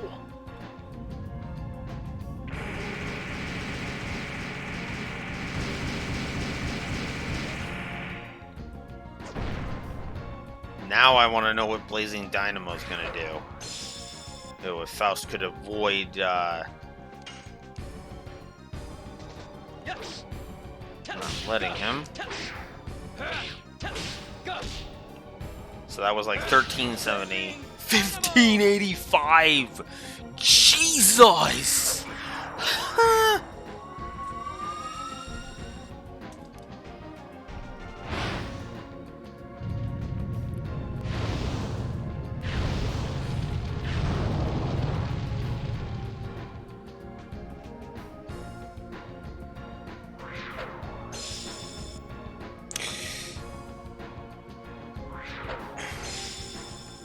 So yeah, that does count as a magic attack. There's your proof. So the physical stats are just for the counters. Got it. Which means the only one that could really be damaged by that is Maru. And even Maru's doing 588. Holy crap. I'm not gonna lie, I'm actually starting I'm actually tempted to now give a negative to this fight. Because look at this. Look at how stupid his AI is. That is like the, what, 6th or 7th time he's used a frickin' spell on somebody who it does 0 to? I mean, at least the Frozen Jet did a shit ton to frickin' Dart. No, I want to do my 1,300 something. 1,358. I want to do my 1,358 because that's awesome. So, electric attack on Maru. Ouch. That's a one-shot. Oof.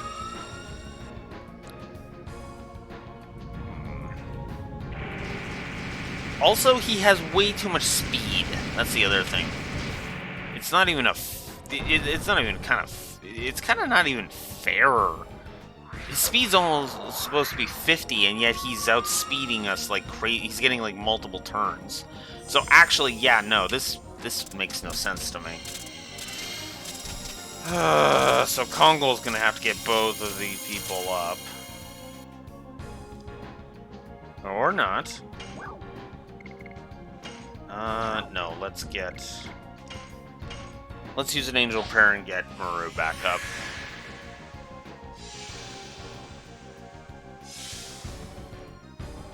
Okay. And of course he's gonna get another turn, because why wouldn't he? Alright, Maru gets a turn. Sweet. We'll use one of our 5 healing breezes. Oh yeah, by the way, this is like the third healing item I've had to use in this fight. I am actually seriously leaning towards the negative. This is actually kind of dumb. Because this fight is relying on ridiculously overpowered final boss level spells, which I don't even think are that damaging with the final boss. Yes, I know it's because you're more leveled when you fight the final boss, but still, his stupid AI that has multiple times used moves on a character, used an element on a character who nullifies it. Oh boy, this is gonna hurt. Night Raid. So this is a powerful dark attack, and This is the move I'm surprised that the Polter Armor didn't use on me. Because I remember the Polter Armor doing that constantly to me. Constantly, just Night Raid, Night Raid, Night Raid, Night Raid. It got old fast. Because I was constantly on the back foot having to recover. And it was like, Jesus.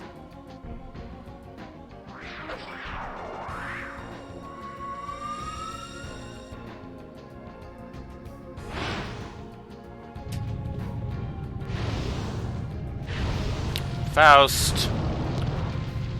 Why are you... Why is your AI fucking paint thinner guzzlingly stupid? Oh my god. Okay, Meteor Fall. That at least has a fucking modicum of sense. Oh my god.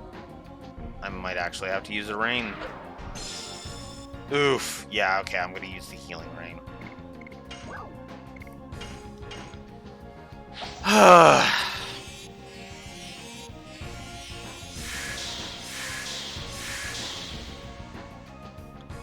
Yeah, this fight's too... It is just too spongy and too spammy. Spongy and spammy. That is a really dumb combo.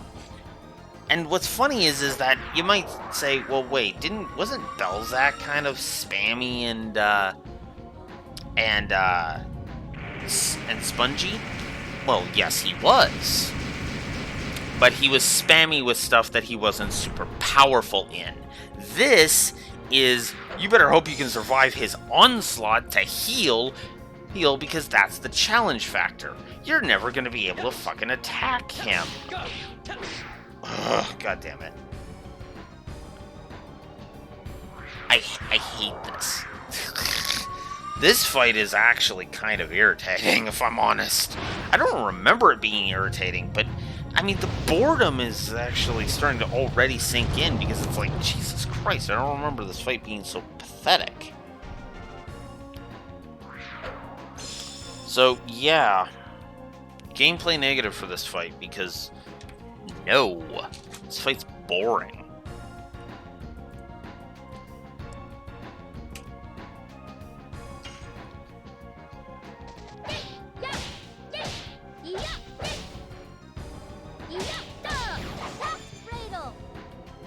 $588. Ugh.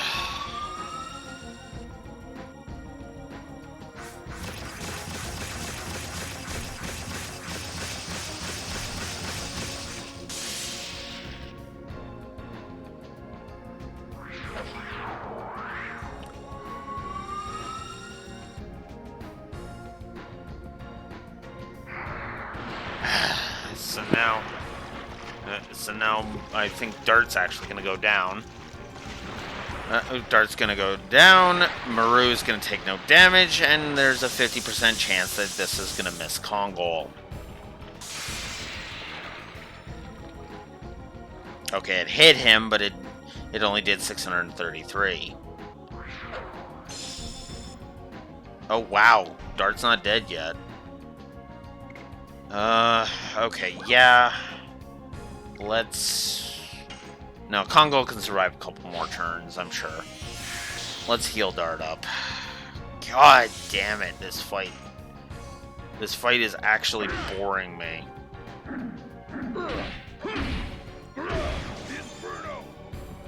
And I feel like the wiki is actually lying to me. Oh, here's the big ice attack.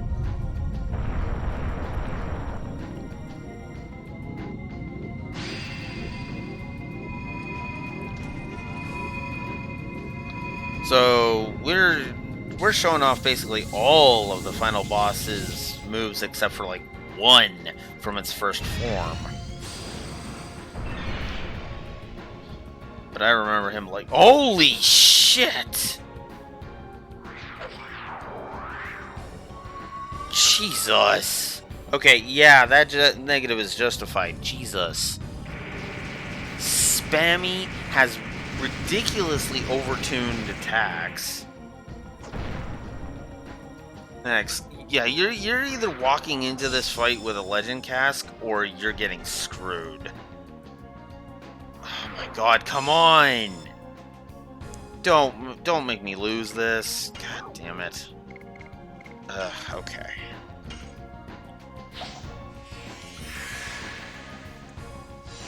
Alright. Kongol, get up.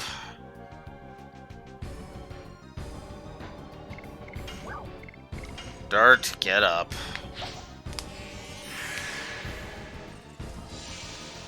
In case you missed that, that was like 5,940 something that attack did to Dart, because it was double damage. Ugh. God, that... Spectral Flash. Well, Dart's going down again. I'm leaning towards the second negative for this fight. Excuse me. Because, yeah, he's down again. He's fucking down again. Jesus Christ.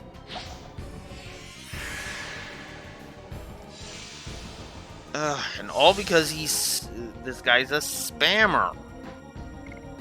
It's so annoying. I'm actually surprised Dart got his turn right then. We're not taking chances, we're just healing.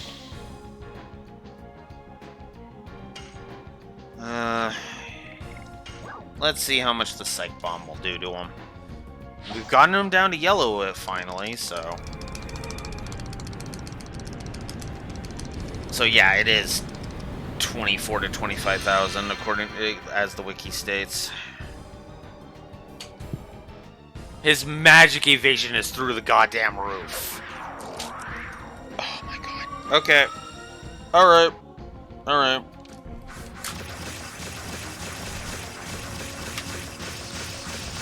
Spammy. It's... Okay, so he's got too much health. He spams a lot. He spams things a lot. And he has moves that are way too powerful. And he's also got dumb AI. So, yeah, no. I'm sorry, this fight is ridiculous. 1, 2, 3, 4, 5, 6, 7, 8, 9. Okay. God.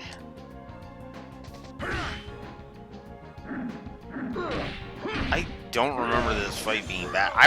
This bad. I mean, I remember not liking this fight all that much, but yeesh. I mean, he is supposed to be a super optional fight, but at the same time, it's like... When the only reason you're more difficult than the final boss is because you spam powerful attacks non-stop, you know, making it so that I have to hope I either hope I get enough money for a specific weapon, and then by the end of the game, like, again, his magic power is too freaking high. According to the wiki, and the stupid part is according to the wiki, it's only 140 already for his magic attack. So it's like, ugh.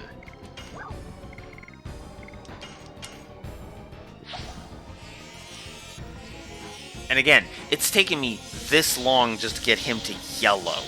Never mind. Right? And that's with Dart and Kongol being able to do 1,500 and something and 1,358 respectfully.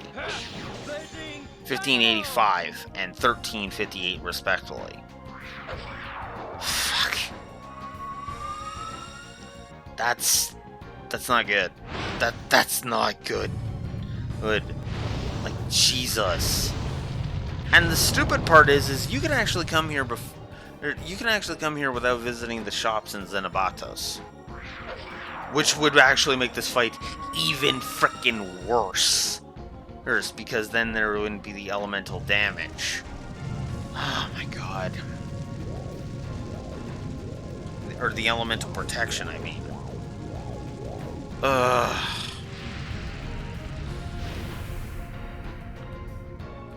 This fight. Oh my god, this fight. Oh god. And again, the game's just giving him multiple attacks in a row. Also, really, game? Oh my god. I hate this fight. I really do hate this fight. I'm actually... The more I'm thinking about this, the more I'm actually talking myself into a triple negative for this. God damn.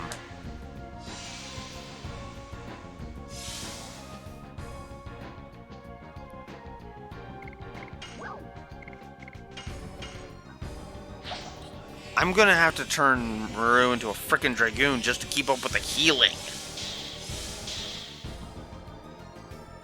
Because I'm running out of frickin' normal heals.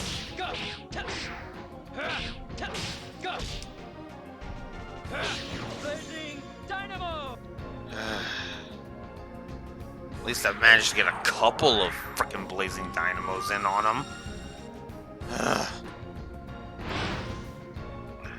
Okay, fine, whatever. Verfaust.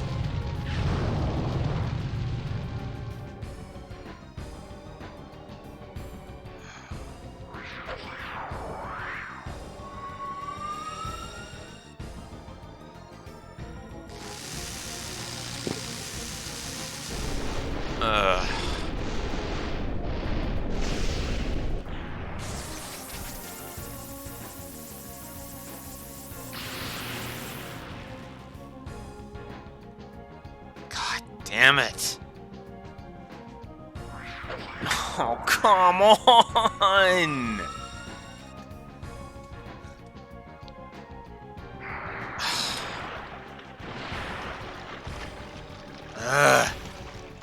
I mean, Dart wasn't gonna survive anything that got thrown at him, but still, aside from burnout, but that's beside the point.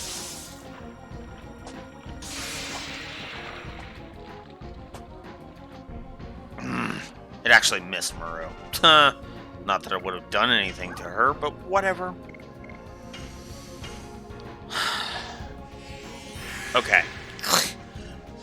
Real talk, this fight, even on my normal grind runs, is actually kind of a challenge, now that I'm actually sitting here thinking about it.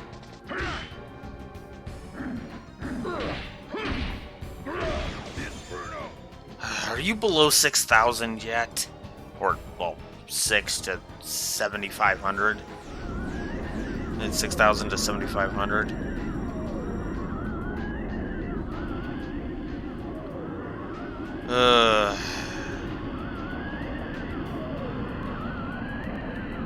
Did he...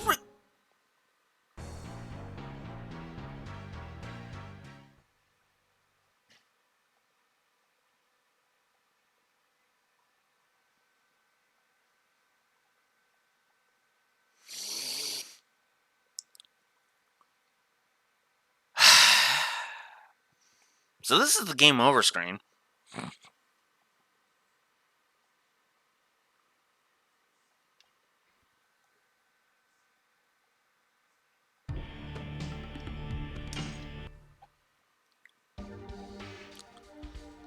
Oh, you've got to be fucking kidding me.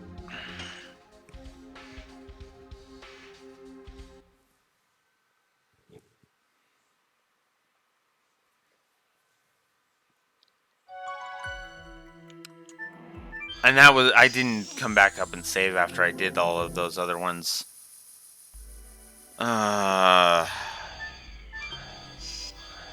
So... Yeah... That,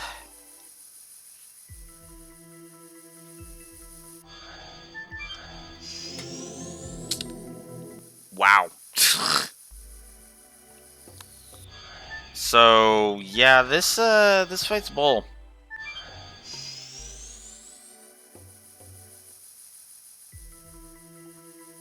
Oh, come on, really?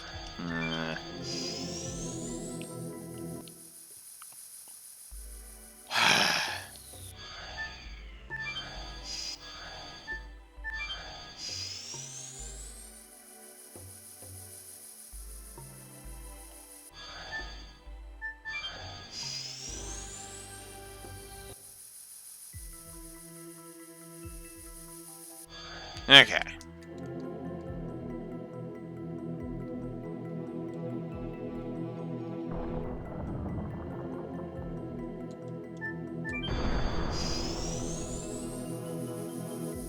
I guess I get to show off the dialogue of the other option now.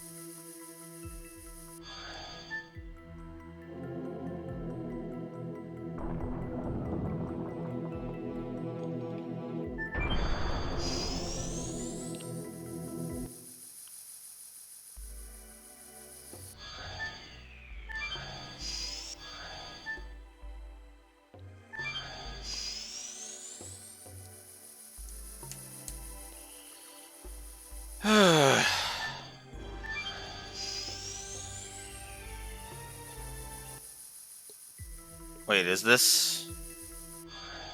fuck it. Let's just do it.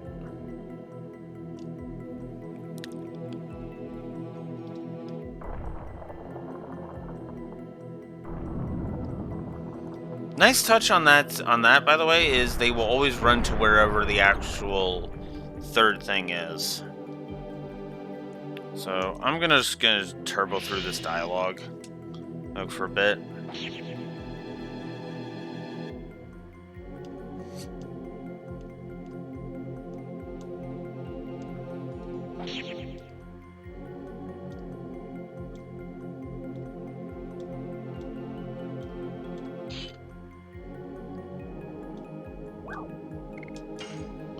We gotta finish him. We can't leave him, such a dangerous guy, alone. You are... Yeah, he literally says the same thing. So what the hell is the point of that?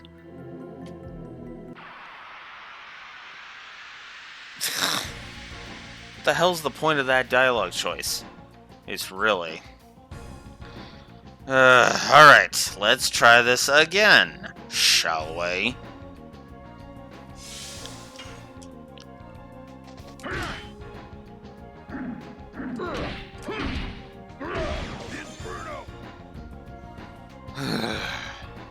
I'm actually going to keep track of how much HP he's got. So, since the wiki was vague, we're actually going to do it like this. We'll assume he has 25,000, and every time... And I'm just going to keep track manually of how much health he should have. And of course, Maru is already down. Son of a bitch.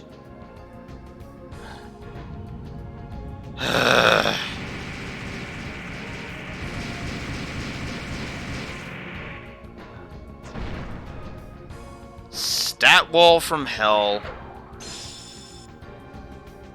Hell, and he gets a million turns before you even get one. Yeah, let's get Maru up. So yeah, I've only been able to hit him once so far, by the way.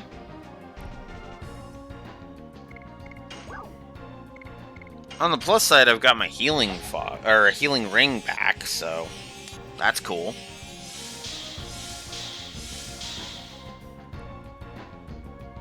But yeah, I gotta just do a breeze. Alright.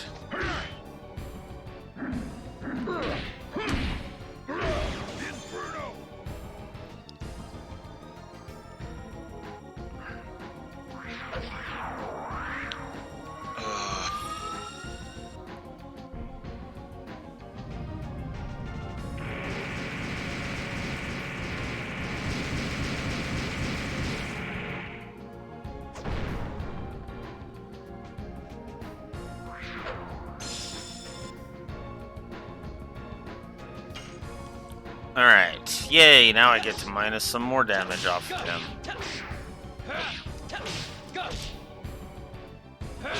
Blazing Dynamo!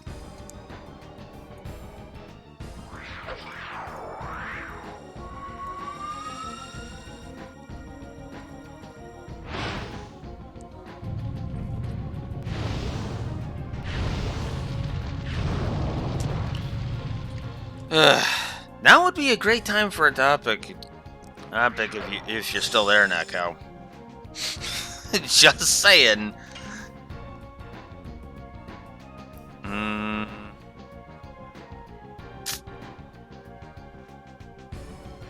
No, I'll risk it. Ah, I hate you. 352.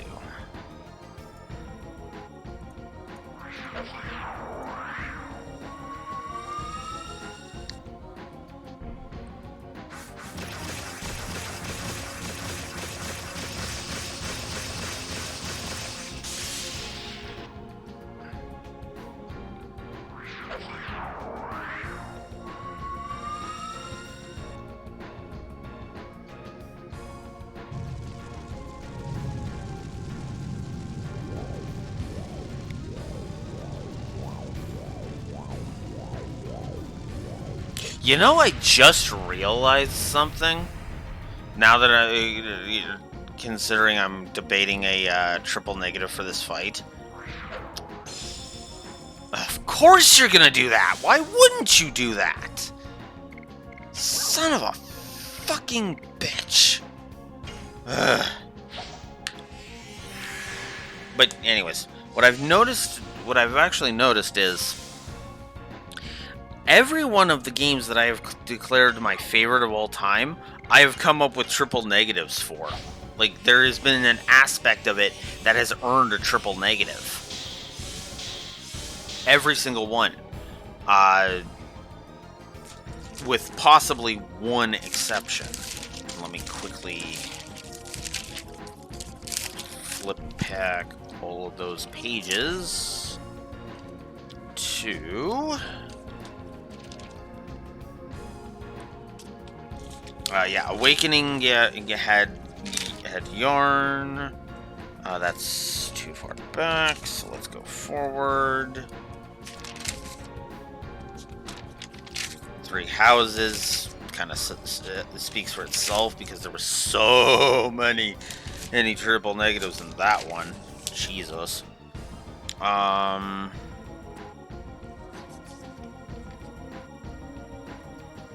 Oh, that's that. So, yeah, Sacred Stones had the limited support conversations thing, which was really goddamn dumb.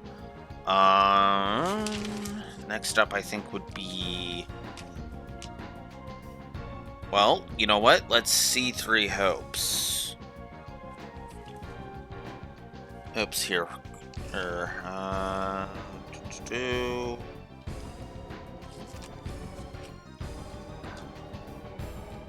Did Three Hopes... I actually, no. Three Hopes did get a triple negative. Where is that? Because I remember there was a map I gave a triple negative to. And I actually made note of it.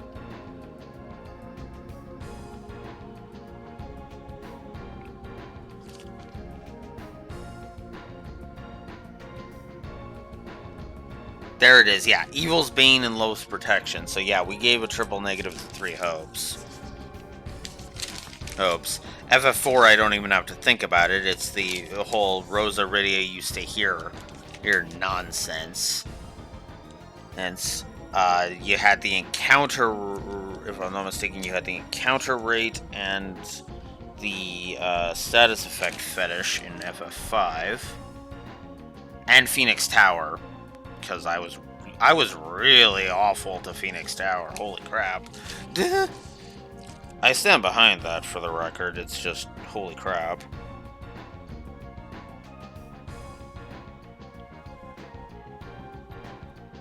Yeah, encounter rate was a triple negative, and the status effect fetish was a triple negative. Magic Master in FF6. I don't even have to think about that. That. I never claimed RE2 was one of my favorites. Let's check Xenogears. Did Xenogears break the trend, or did I come up with a triple negative for Xenogears? Nope, I did. The encounter rate. Well then. And for the record, yes, I have honestly already decided this fight is getting that next is getting that extra push, because Jesus, I hate this fight.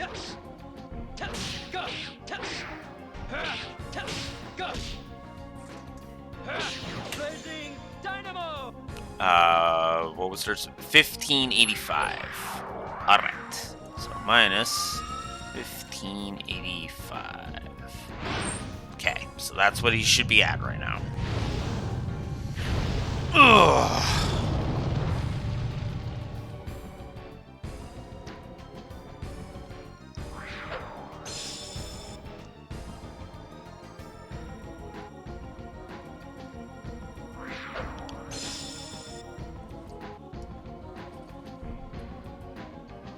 And it looks like Neko's gone. Slash cry.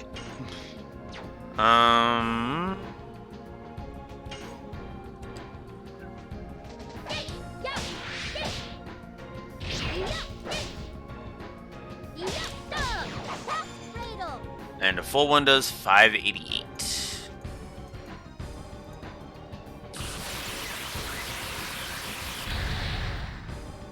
And of course you're just gonna kill Kuduru. I almost did it again. Of course you're gonna kill Maru. Why wouldn't you?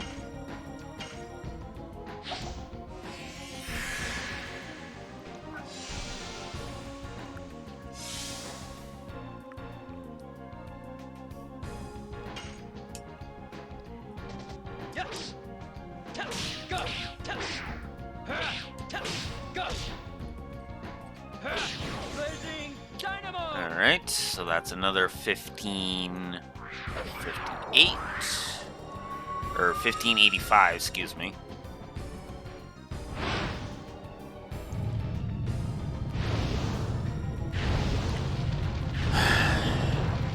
We're starting to get him close to half at least.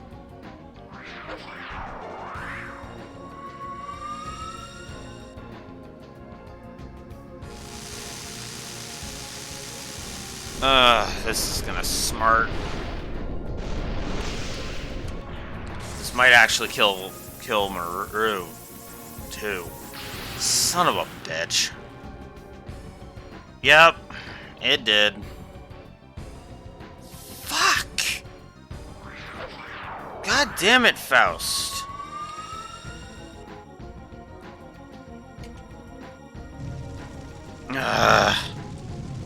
I might, you know. So I also have to keep Kongo healthy as well, apparently. In case Faust decides to pull that fucking wind attack out of his ass again.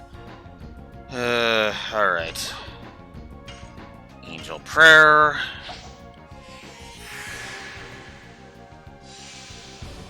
Only have so many of these. God damn you, Faust.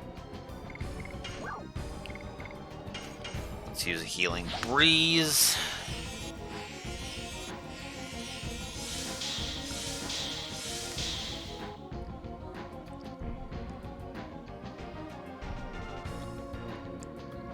Alright, let's do this.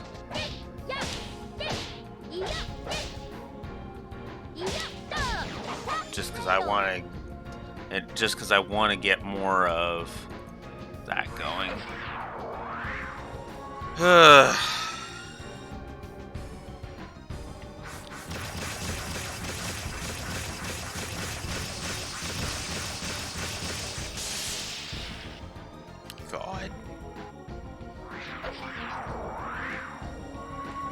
I'm almost tempted to put the image on my calculator up. So we have done, let's see how many instances of damage.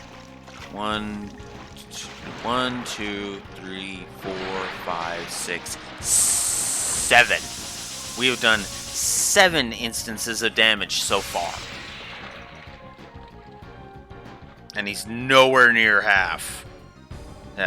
He's still like 5,000 away from half, the halfway point. Think about that for a second.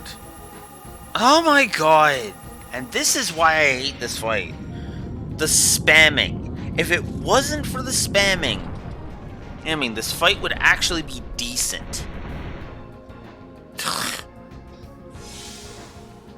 That gravity grabber was just a spite dart. Good lord. You know, if I was already halfway through his health, I wouldn't mind this so much, but like I might actually have to come back.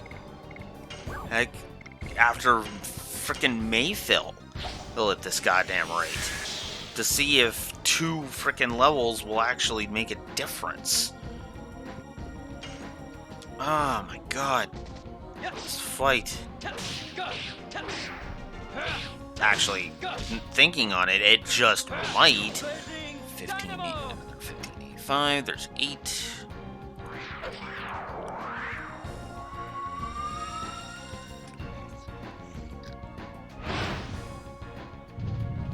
Like, it's kind of driving me up a wall, if I'm honest.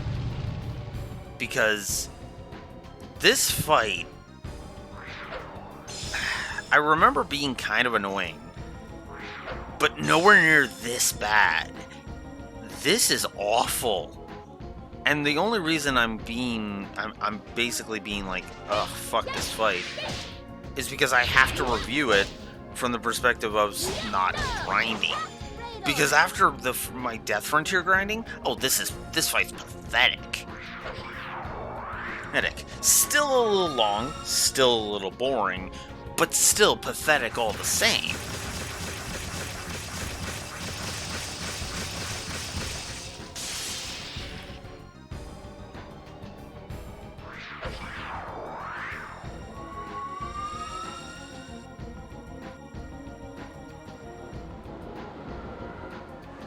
Downburst.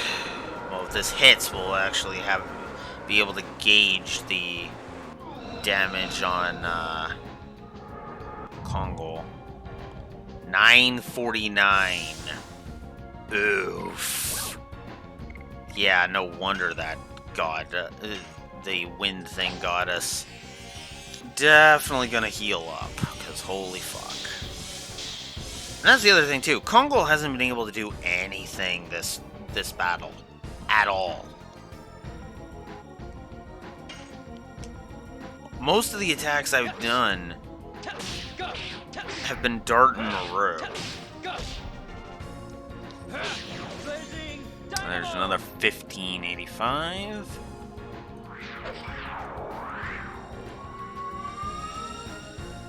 Still not at half yet.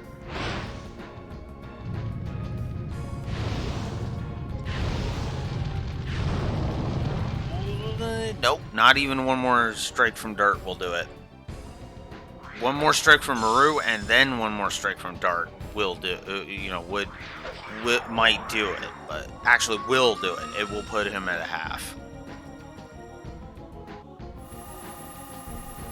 Although if his max HP is 25, it is 25,000, then yeah, it'll put him at half.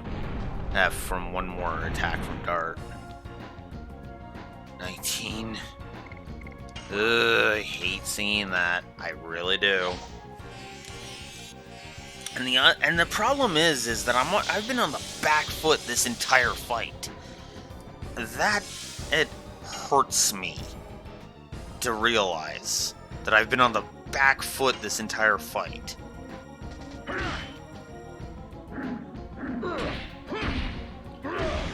Alright. For the second time,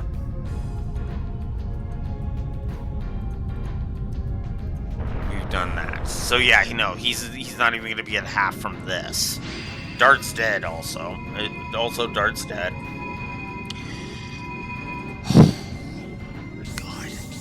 At this rate, I'm not going to be able to show off Xenobatos. I've only got an hour and a half. It's either I'm going to be just...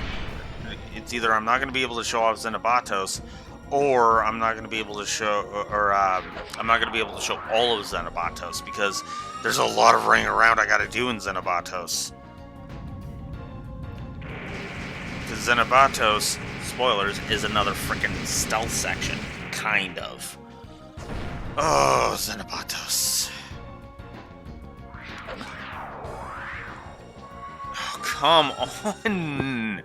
Can you stop spamming? Oh my god. This fucking fight is awful. I mean, I do like the animations, but the problem is that it is the spam, like I've been saying.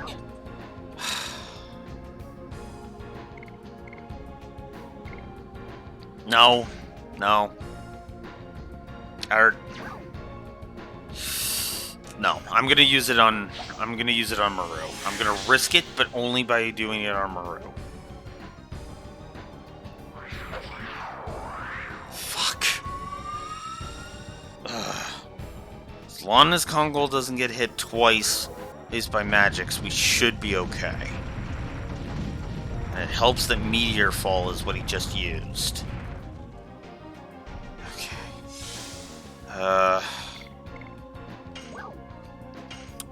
We'll use a Healing Fog on Kongol, just to get that out of the way. Now we'll get Dart up.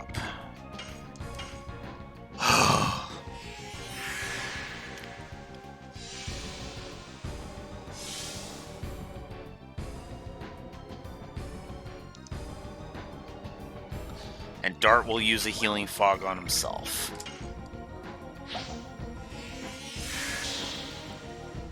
Just because I am not trusting that. Holy fuck.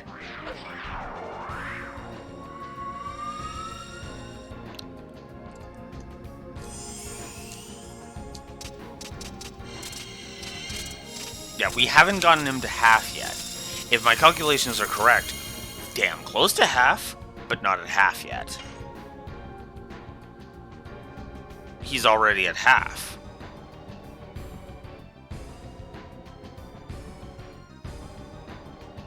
Huh.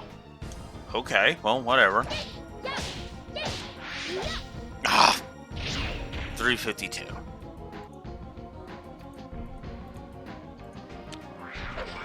I'm just gonna keep going from my assumptions.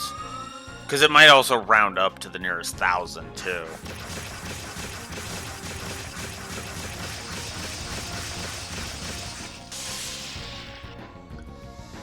Okay.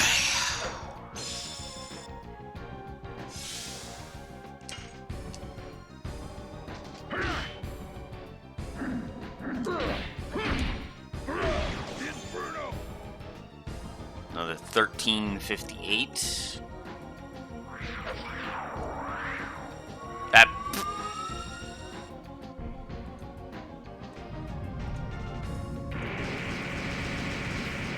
There.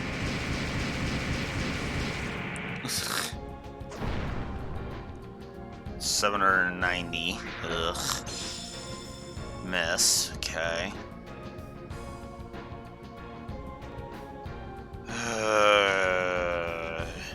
No. I'm gonna do another mega amount of damage. Blazing Dynamo!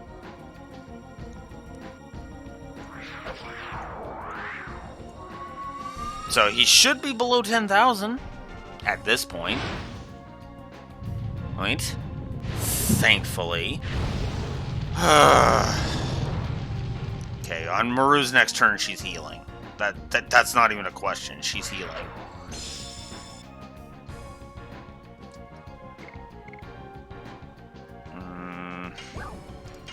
No. Okay. And all right. So after this I will go ahead and I will heal Kongol.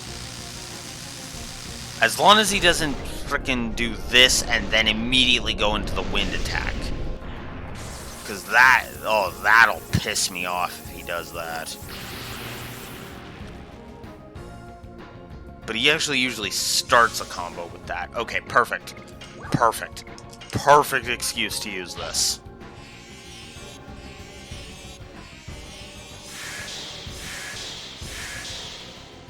Perfect excuse.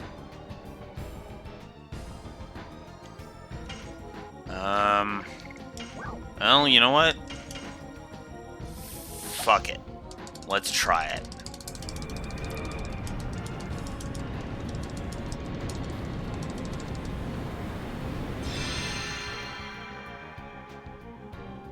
$966. That's not bad.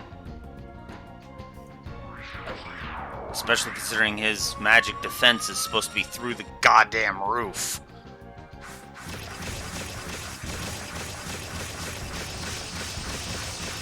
So we've done approximately 21,430 to him. So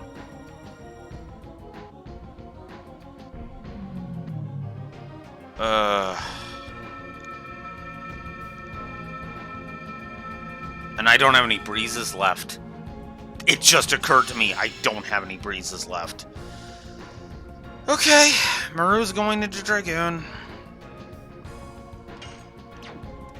Okay, since Maru didn't get her turn yet, we're just going to Healing Fog, because of course we are. Okay. Not special. I mean, I could go into special, but nah. And every one of Maru's turns are just going to be Rainbow Breath, Rainbow Breath, Rainbow Breath, Rainbow Breath, Rainbow Breath. I'm not even going to take chances. I'm just going to be Rainbow Breathing all over the goddamn place.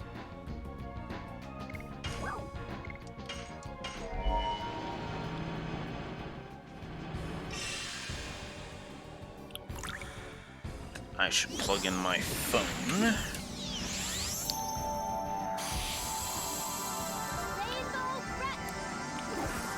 Ugh.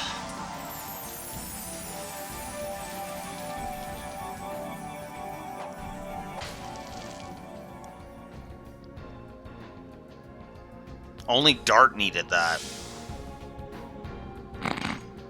Okay. I mean, I'll take it. So that's another 1358. There it is. Fuck. Okay, so I gotta pay attention to this because I didn't see how much this did last time to Kongol. It killed him last time. Oh, it missed.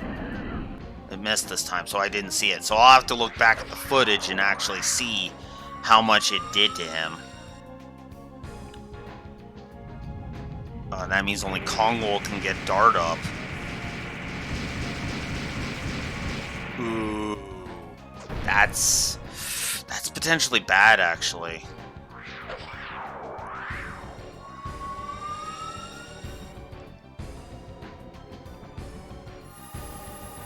Oh, come on!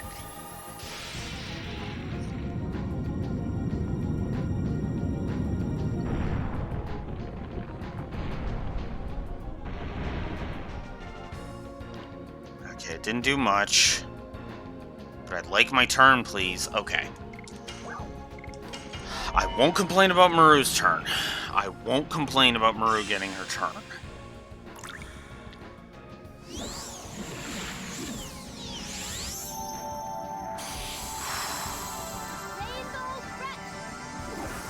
The only drawback to this one is that it doesn't heal, or it doesn't revive. That's what you would want Miranda for in this fight.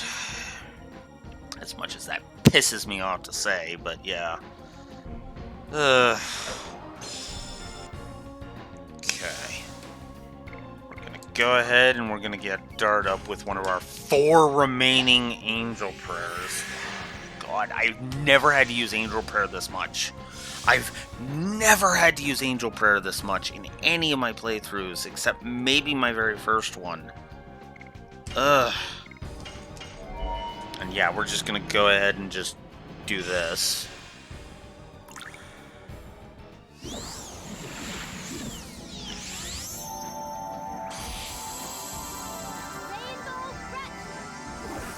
Again, I have been on the back foot this entire fight.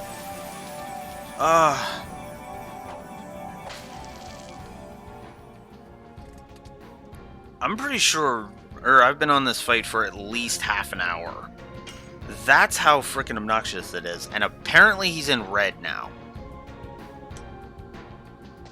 Yes. Go. Ah! Minus 631.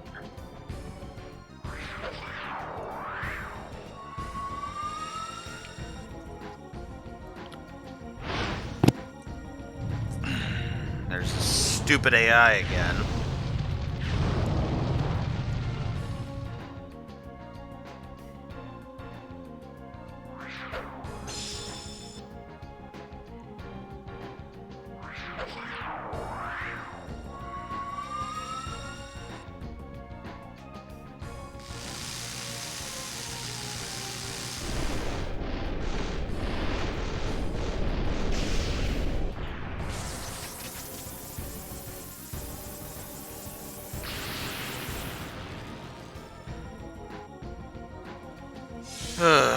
Okay.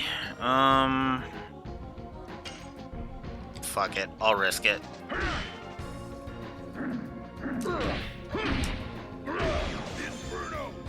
There's another 1358.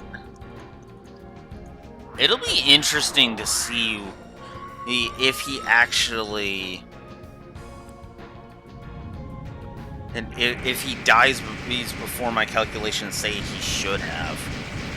Because that'll mean he had less HP than my calculations say he should have. It's still already more than Belzac. Because I've done 24,777 to him. 24,777 is how much damage I have done to him so far.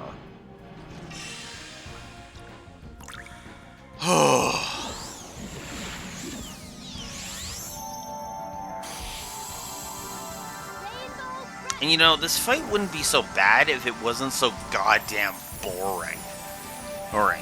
Like, that's a horrible. That's a horrible combination. Boring, difficult, overly difficult, which means you have to pay attention, and boring, which means you're practically falling asleep. I believe the lore runner calls this factory worker syndrome. 1201.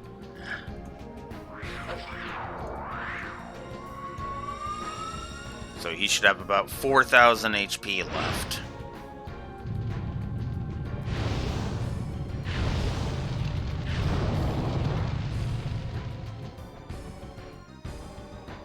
Zero.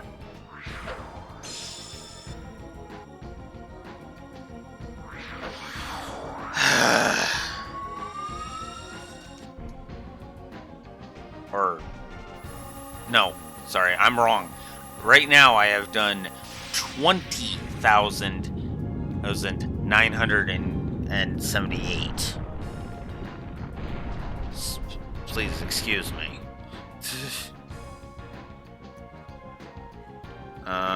Let's see.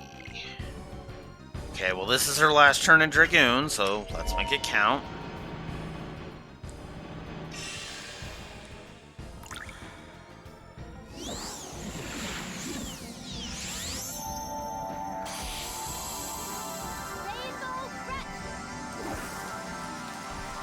Not only because Dart's in yellow, but because I don't trust him to not do something ridiculous with to not do damage to Congo with that wind attack. Although I think he only uses each one of those once, so I mean that's a thing at least. All right.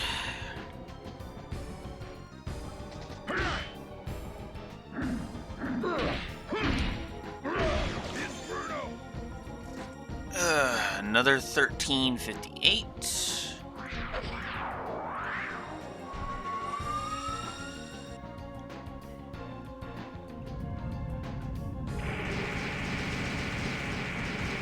I think I'll attack with Maru, who, after Dart hits him one more time. You know, unless she ends up having to heal, because, yeah. Well, or I could do it now. Ah, come on! I hate that delay after the frickin' counterattack. Ugh.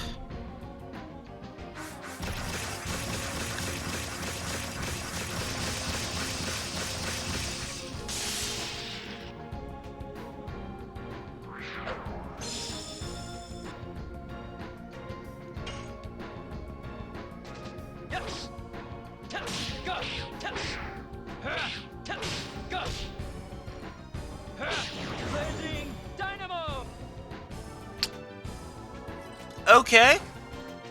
I mean, I'll take it. I'm not going to complain.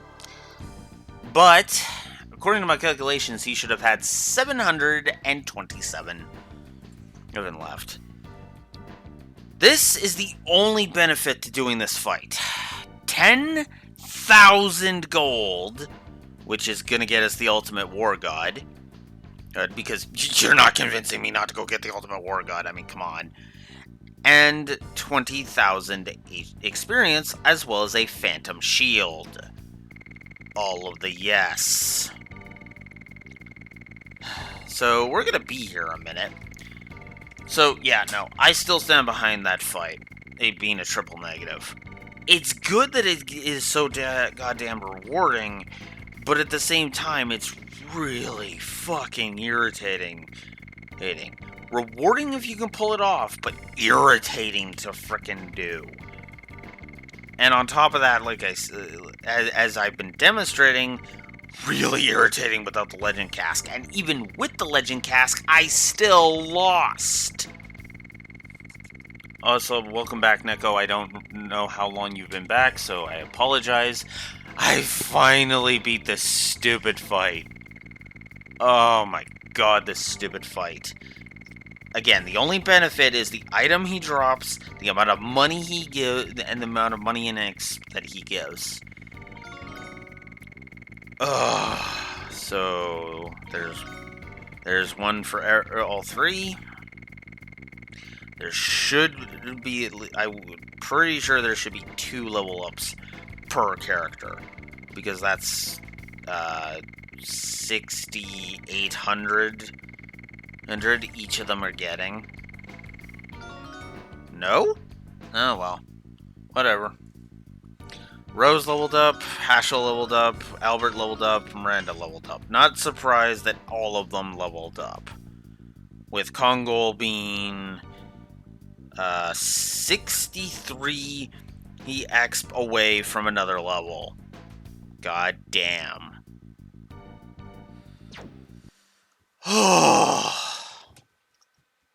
Yeah, I'm gonna go get the Ultimate War God. And immediately put it on Maru. The Dragon campaign is not finished yet. We'll finish it by stopping my father. Alright. For that, we get Holy Ankh, Dancer's Ring, and Magical Hat. So you can have 2 people who gain 50% of their more MP. Worth it! Very worth it. But god damn it, do I hate that fight. I still hate that fight.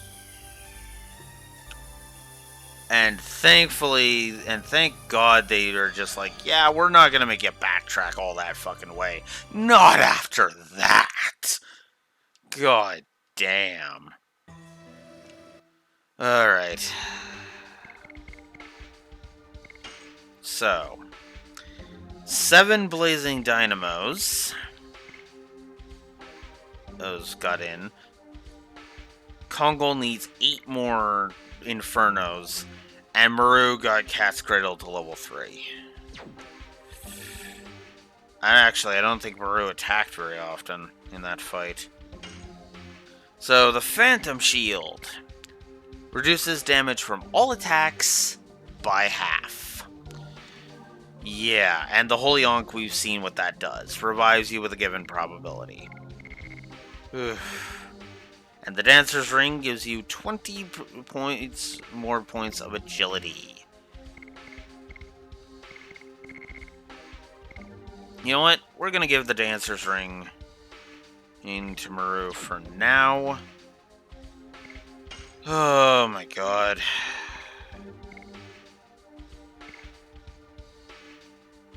I'm not dedicated enough to actually sit there with the Ultimate War God on Haschel. I'm dedicated enough to go buy the Ultimate War God and use it on Maru, but not enough for frickin' thing. Yeah. And yeah, as the HUD describes, I gave that fight a triple negative because I hate that fight. I hate that fucking fight. Oh, come on.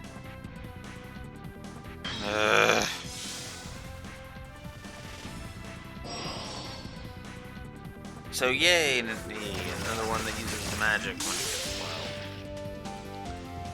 Wow.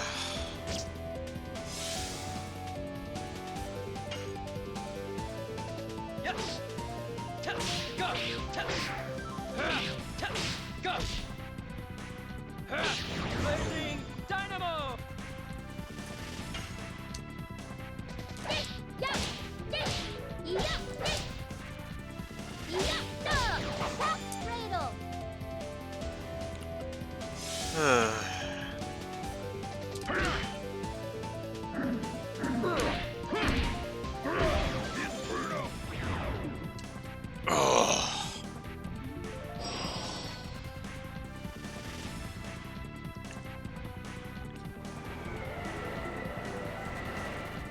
Oh, that fight was... Geez. That fight... Yeah, Magician Faust has the highest damage output of any enemy in the entire game, I'm pretty sure. That's what makes him the super optional. But I don't think he's a well-designed super optional if the triple negative I gave him was any indication. So Congo leveled up. Yay! Alright. Let's just get the fuck out of here. Let's just buy from the dudes. Dudes at the top of this area. And GTF. GT fucking FO. Which, yes, I realize means I literally just said, get the fucking fuck out.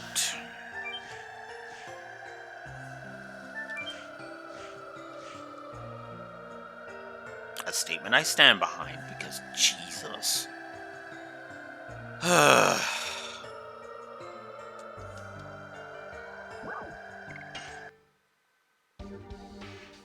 Alright.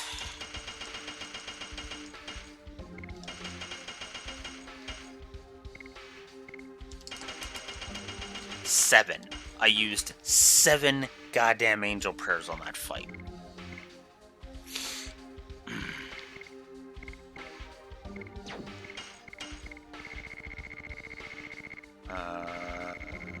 Somebody gave me something by the looks of it. What? Huh. Well, oh. Whoops. Might as well sell it here.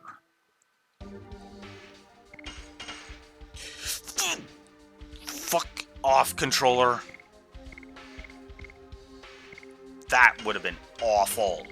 I would have been so fucking pissed. Because I like War God Sash, damn it. Alright. There.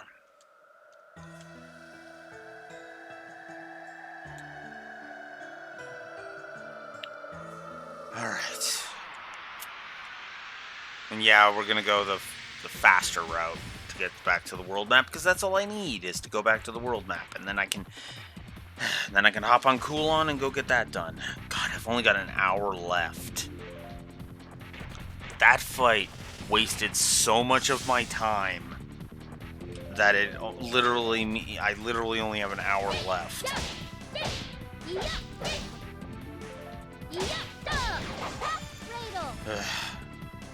On the plus side, I'm only a few moments away from Maru never having to fail in her additions ever again.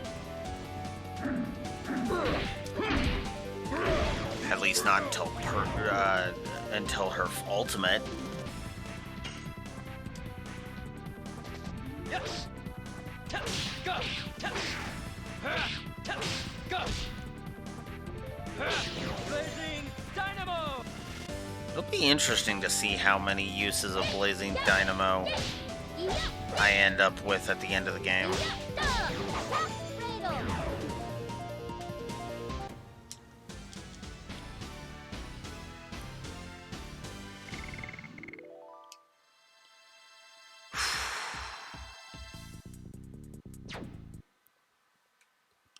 On the plus side, I am not anywhere near as worried about the coming boss fights, at least.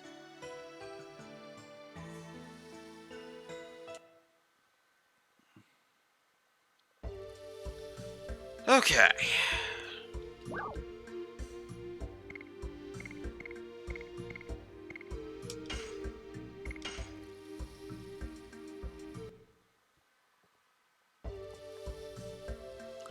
Alright. Let's get this over with. Please insert disc 2. That is why disc switching is a negative. Because disc switching sucks.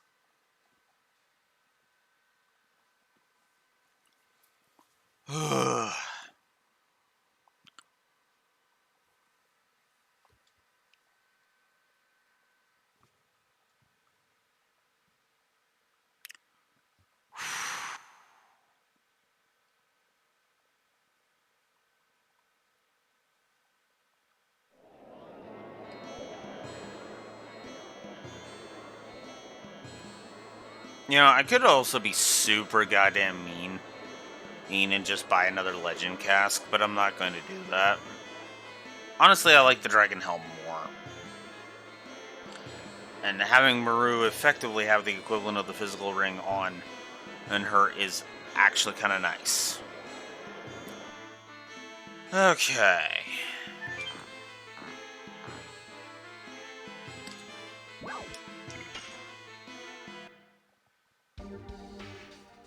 So.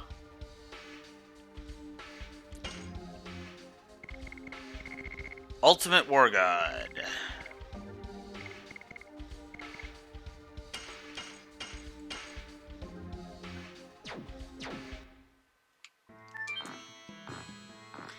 So, I mentioned getting this thing on the other file. The file that I had decided was going to be my grind file. Well, yeah, that file's basically obsolete now. Except for the novelty of actually having a file where, or no, really, I've gained the Ultimate War God from the chest on the Phantom ship.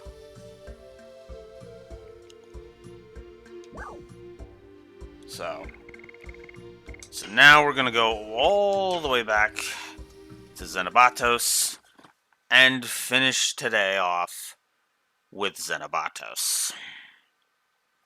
Please insert disc 4. Please reinsert your... Please insert your sanity, because you won't be needing it, because fuck you. Anyways.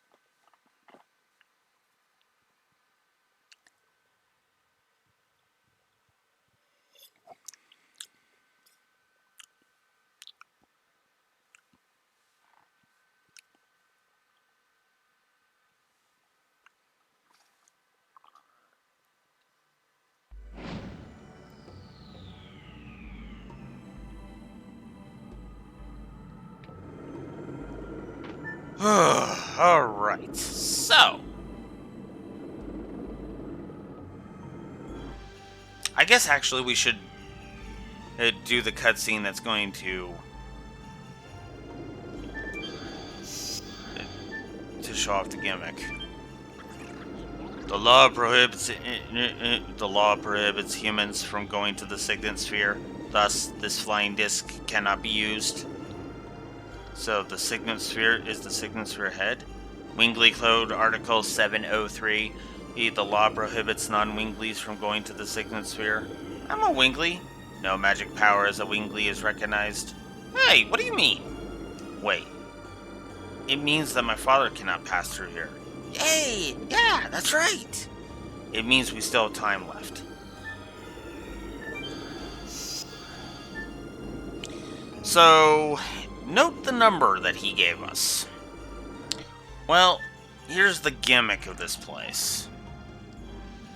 Law Factory.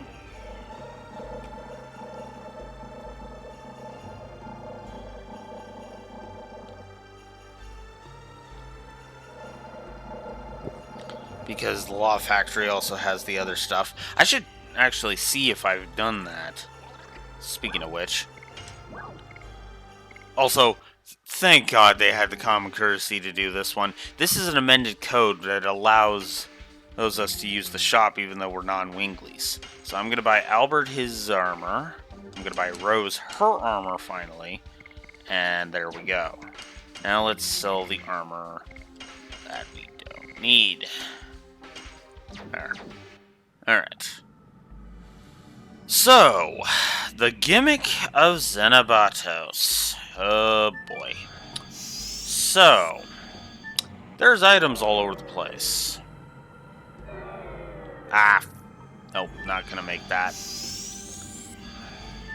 The gimmick here is that these robots will chase us all over the place. If they catch us, well, I do actually like the idea of showing off what happens if they catch you. So we'll do that now. If they catch you, you get teleported to jail. Not even joking.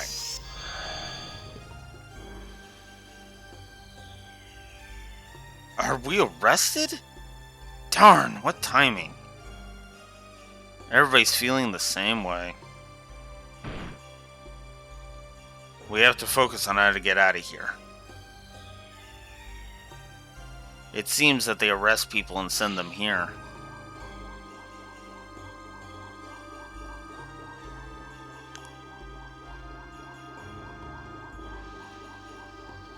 But it seems there's no device to get out of here. Maybe no exit? I don't want to think about a room without an exit. Wait a minute. Did we forget somebody? Poof! Sorry, Kongol is late. Kongol? Why?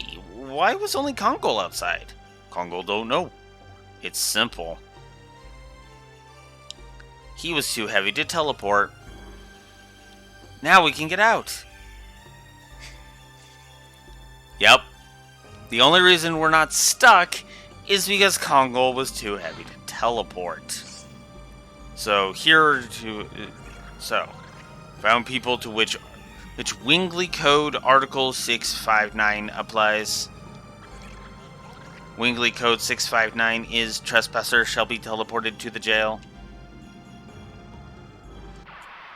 So, if we want to avoid being teleported to the jail constantly, we need to amend Wingly Article Code 659. Remember that's going to be important.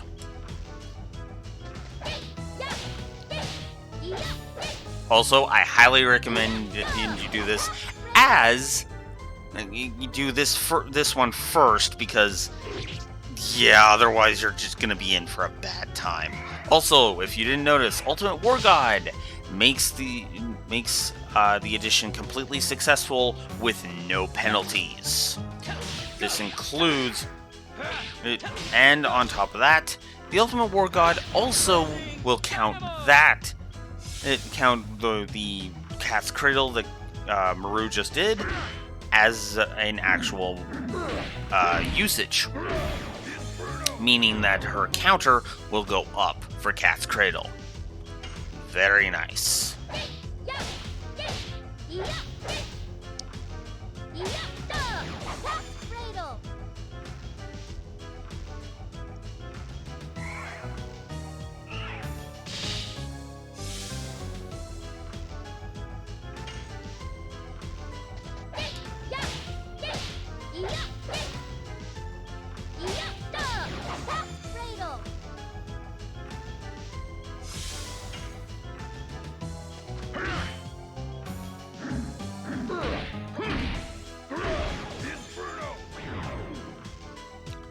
Alright. You know, Kongol, if you could get Bone Crush sometime soon, that'd be nice. Because then I could swap up your edition. Alright. So we've got Flash Haul from that chest, 200 gold from that one. Kind of useless at this point to me. Really?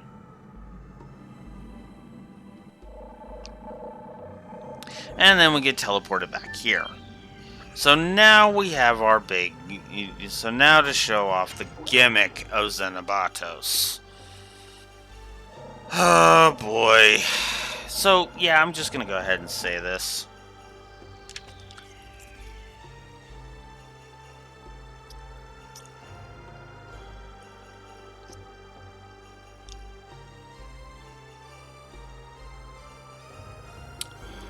If the robots teleporting you to jail and having irritating patterns wasn't enough for you, yeah, there's an even dumber thing about this that's going to happen.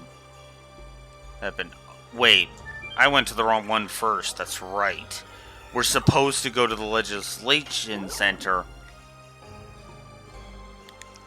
and actually request that the law be changed. Sorry, forgot my order. Law Factory is where you take the voucher that you get from this, is to go deal with it.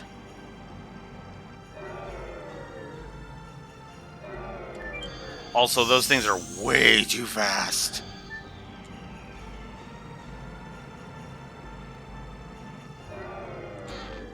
Honestly, I shouldn't even be bothering with these items until I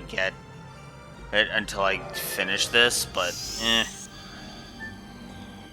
That one I won't bother with. I mean, they do make it so that you can dodge these guys relatively nicely, but still. That one's just mean. One slip up and you're done. Ugh. So, if you try to talk to these guys before it's your turn, you're just going to be ignored.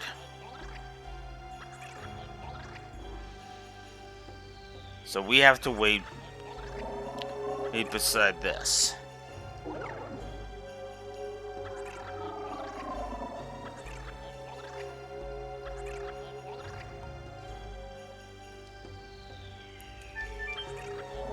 For service, stand in the center. Is this a submission of a bill? No. Is this a revision of the law? Yes. Yes. State the number of the article to be revised. Even we can change the law? It is a revised if necessary. State the number of the article to be revised. State the first digit from the left. 6. State the second digit from the left. 5. And the third. 9. Wingley Code Article 659. Deliberation on amendment to trespassers shall be teleported to the jail. Wingley Amended Code Article 659. Trespassers shall not be teleported to the jail. Law production license is issued. Take this to the Law Factory. Acquired law production license. Next deliberation.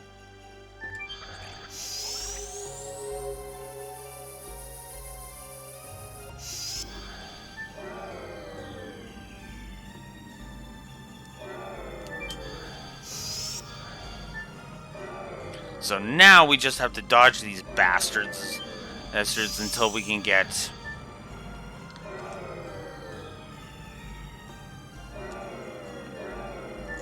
Ugh. Well, actually, I guess it doesn't matter if I get caught or not, does it? Okay. I mean, it did. Now it'll matter, but meh.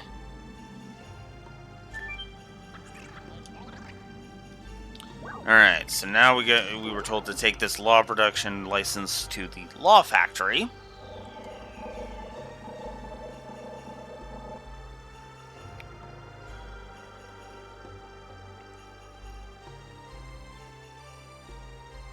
I have a funny feeling that at some point you were in development, they were expecting you to actually revise the code to even use the shops. That's just dumb. And yeah, no, we're not taking chances on this one. Not even remotely taking chances. We're just getting this done.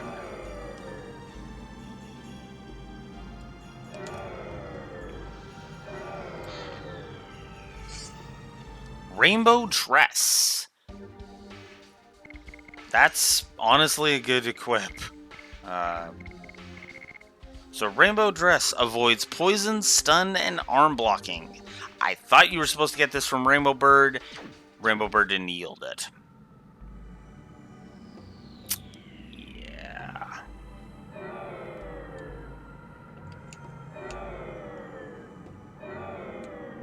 Ugh, this frickin' thing.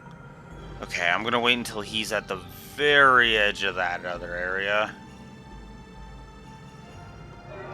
Oh, frick, no! Come on.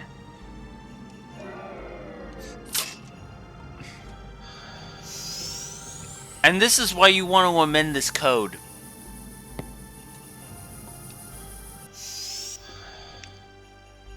Ah, back to square one again.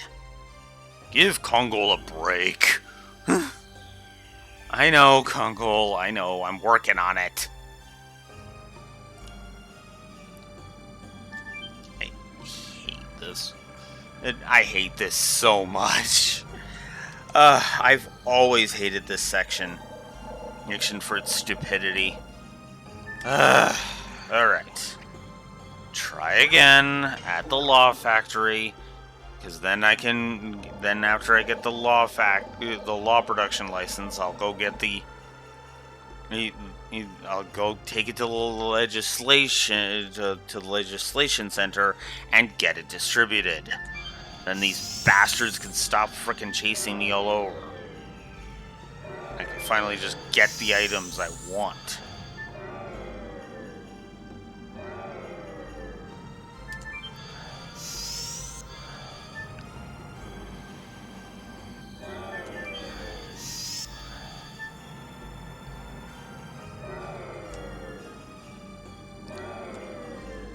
Okay.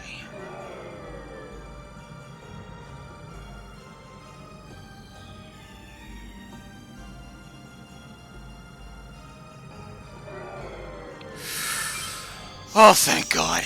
Okay, there. Now we're good. Submit law production license issued by Legislation Center. Law production license. This should be it. Understood. Launching of law is required. Word for the enforcement of the law. Law launching license is issued. Take this to the law launcher. When the process is completed, step back. You are hindering fulfillment of the quota. Complaints shall be brought to the Legislation Center.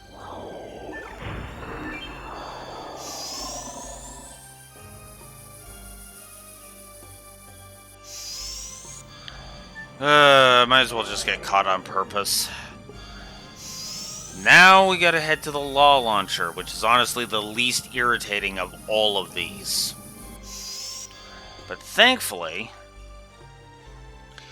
after we launch the law will be launched, and we won't have to worry about it. Which will definitely help with the second one we have to do.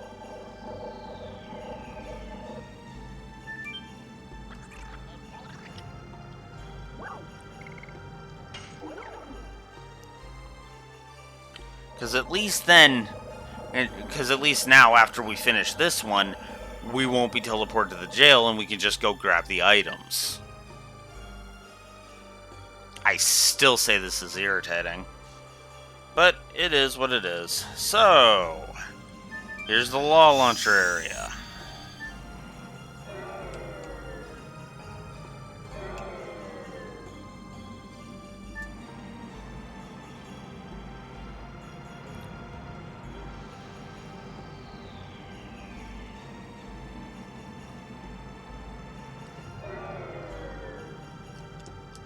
Can't carry any more items. Well, let's fix that, shall we?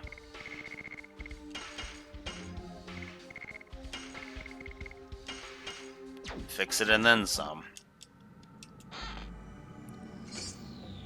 Downburst.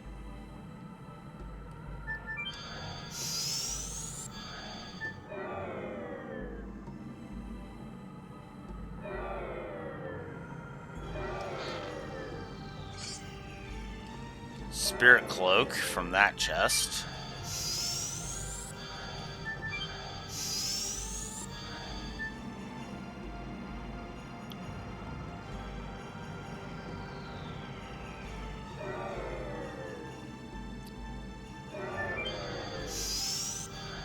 There we go.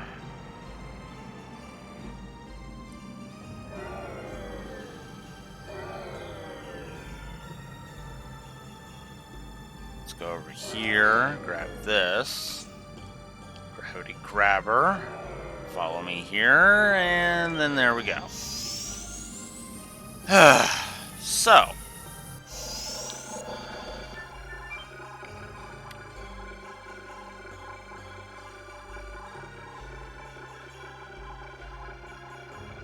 Wait for your turn. Submit law launching license issued by Law Factory. Law launching license. This should be it. Understood. The law will be enforced. When the process is completed, step back. You are hindering fulfillment of the quota. Complaints shall be brought to the Law Factory.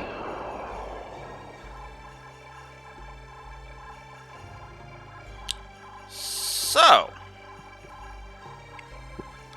with that,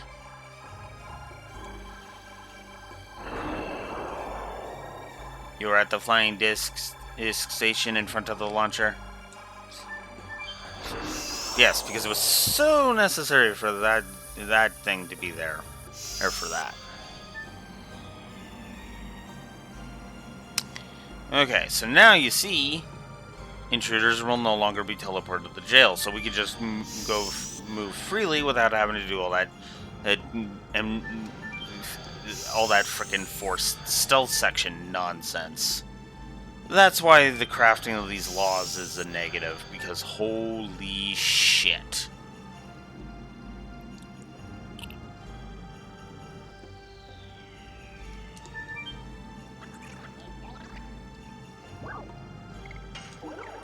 To the legislation center, because we need to go craft a law that says we can't go to the Signet Sphere.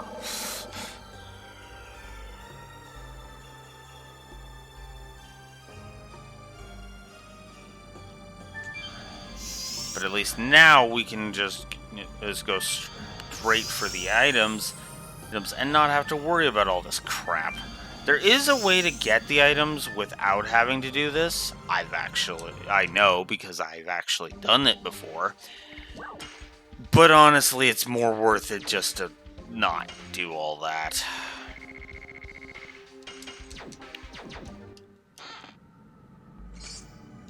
Burning Wave from that chest.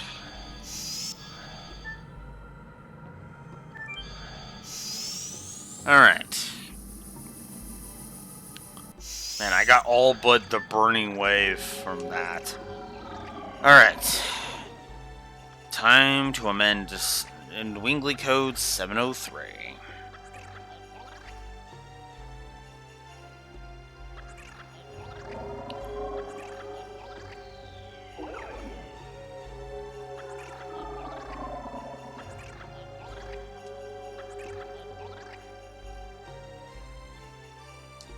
Come on. This is a revision of the law again. Yes. State the number of the article to be revised. 703. Wingley Code 70 Wingley Code Article 703 deliberation on revision of the law prohibiting non-Wingleys from going to the Signet Sphere. Wingley amended Code Article 703. The law does not prohibit non-Wingleys from going to the Signet Sphere. Law production license is issued. Take this to the law factory. Next deliberation.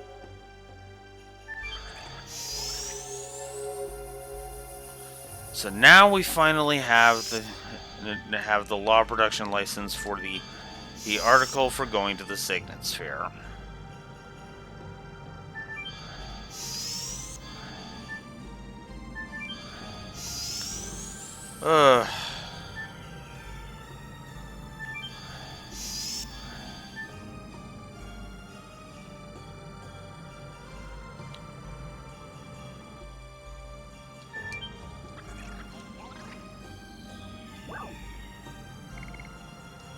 To the law factory. I'd like to at least finish Xenobatos today. I can live with dealing with Mayfield tomorrow. And then the start of the final dungeon. And then just finish the entire game off on Friday. Actually, I kind of like that idea now that I'm thinking about it. Finishing the game on Friday. And then spending the next 2 weeks, which was actually my plan, weirdly enough, doing that, getting more of my side projects and stuff done.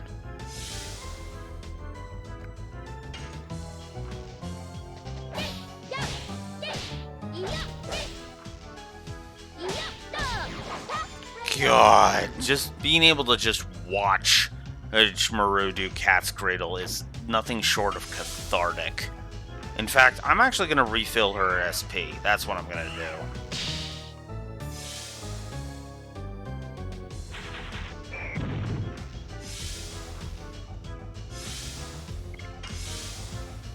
Well, Kongo slowly gains SP.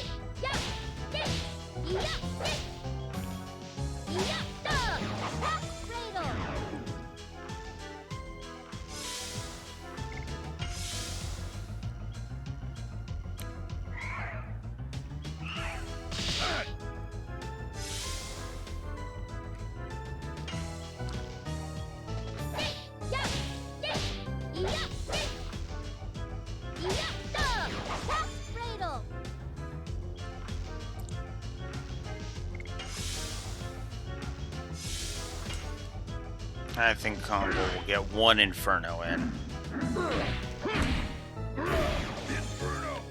Just because he's also really close to mastering all of his additions, so might as well.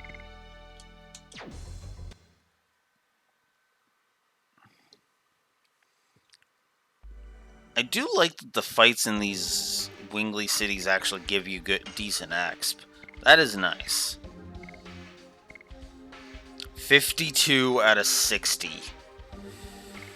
Whew, 2 more Infernos. 2 more Infernos. Ugh. That is honestly cathartic. So yay! Now I don't have to risk it, and I can just find out that I have no more room for items.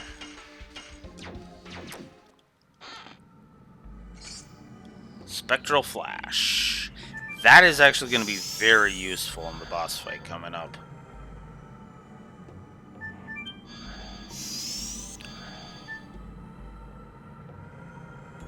I already grabbed that. Okay.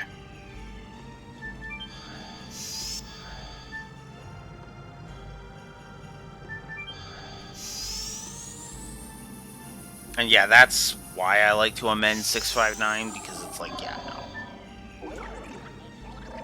Alright, I'm not gonna read this out every time, because duh. Because they literally say the same thing. Also, I like the number that the law factory bot is 64. Something about that just amuses me.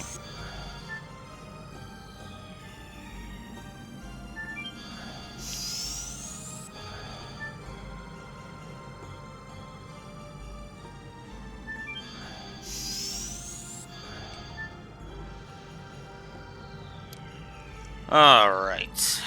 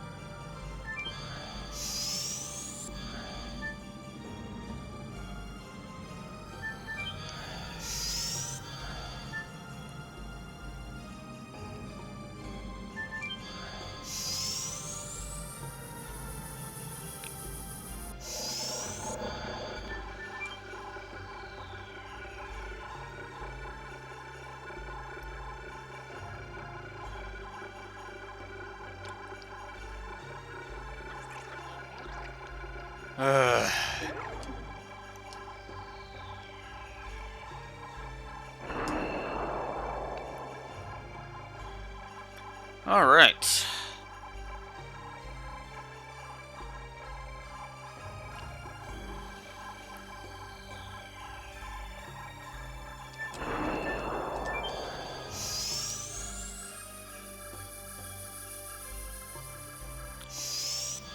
All right. So now we've launched that.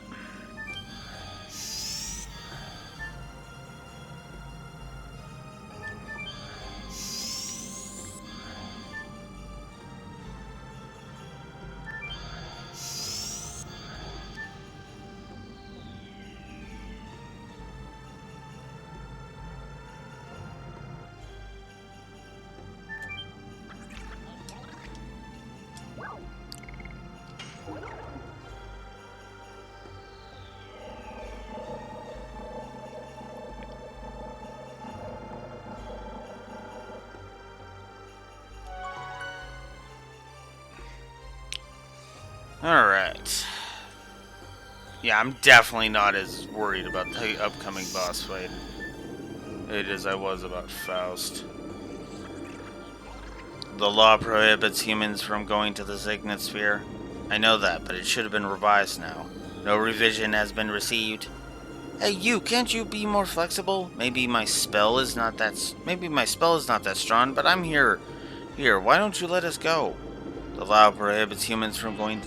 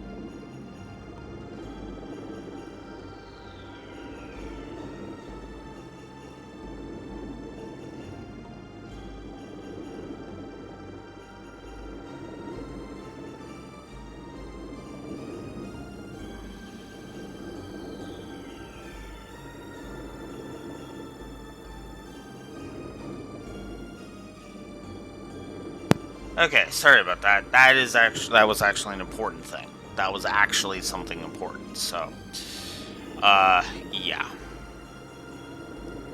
Anyways, a world crisis is near at hand. No interest in world crisis. Interest only in compliance with the law. That thing was slow. Wingley Code Article 703 revised, enforced immediately. The law does not prohibit non-Wingleys from going to the Signosphere. It says does not prohibit. It seems the produced law is launched and arrives and then is enforced. They are treating laws as if they are commodities. That's all it was anyway. The law was a mere tool to judge other creatures for them, the Wingleys. We spent too much time with that tool. We gotta get to the Signet Sphere before my father.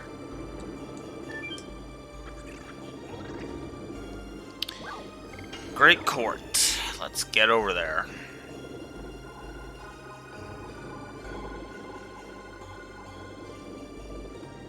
I should also look into this.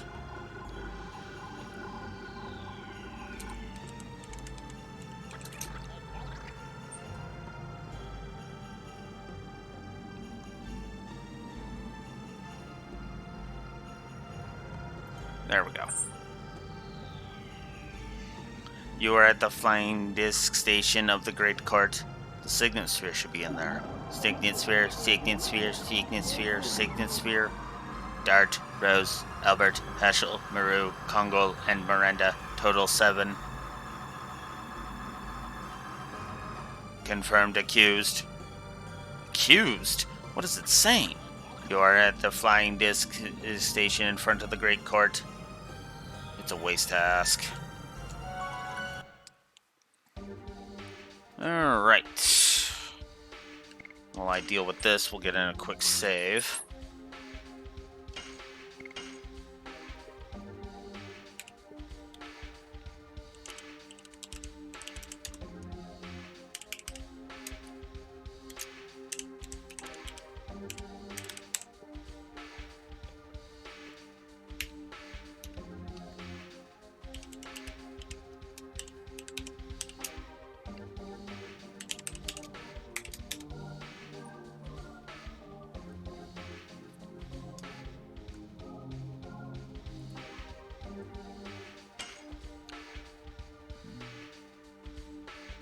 Alright.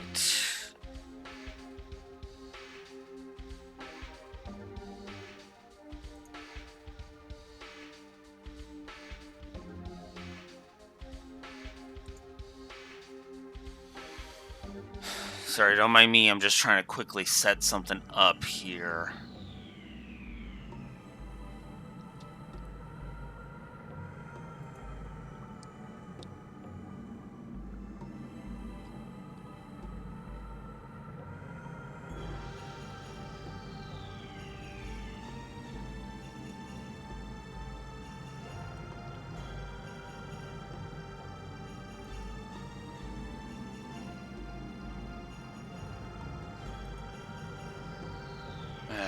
Okay.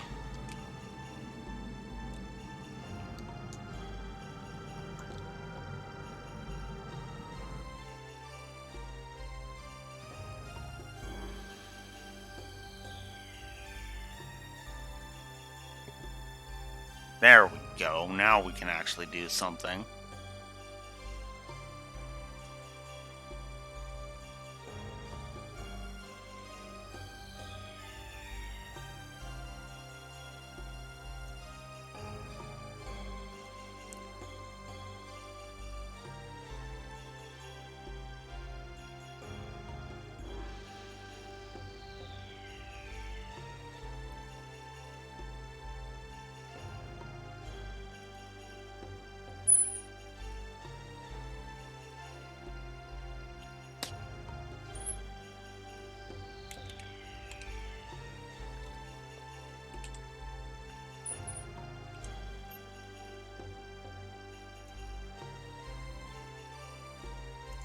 On Friday, we'll just do the full thing.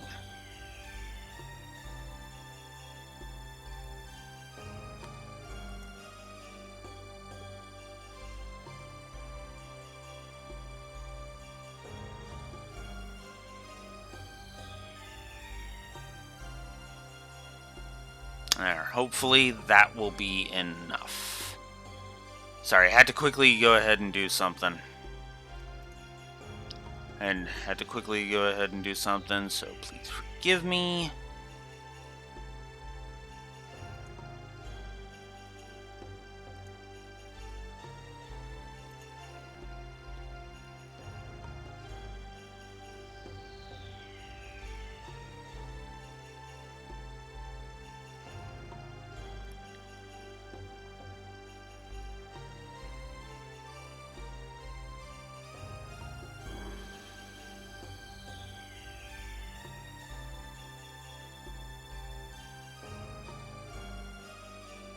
Oh yeah. So, believe it or not, we're not actually done with law production now that I'm looking, double checking it.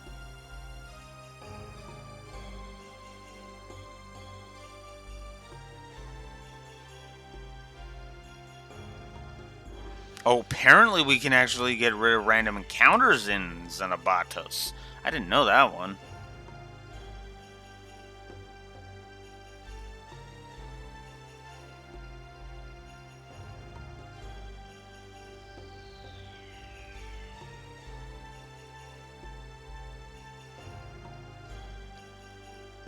Huh. Neat.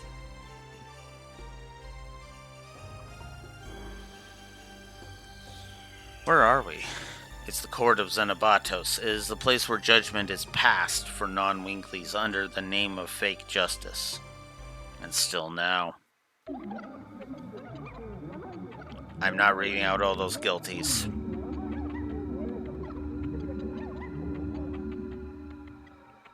My name is Nomos. I am the justice. My word is the only truth. We're here to protect the Signet Sphere. Let us go through here. Accused, Dart, Rose, Albert, Heschel, Miranda, Maru, and Kongol. It seems you know who we are. It seems you know we are here for the Signet Sphere. And you are trying to intervene. Why? Accusation, the will of the Creator. So, it's not working. Oh no, is this manipulated by my father? Thus, the death penalty is sentenced. Hence, come out, winged executioners. Vector, Celebus, Kabula, start the execution. So, here we are. The boss fight of this in Xenobatos. So, these three are kind of annoying. She can heal, he grows big, and this guy has instant kills. So I'm gonna try and get rid of Mr. Instant Kill first.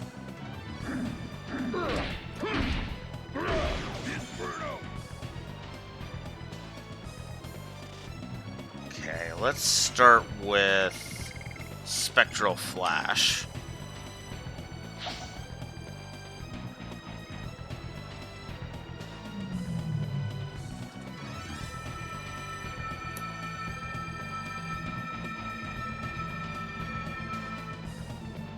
No. Nice.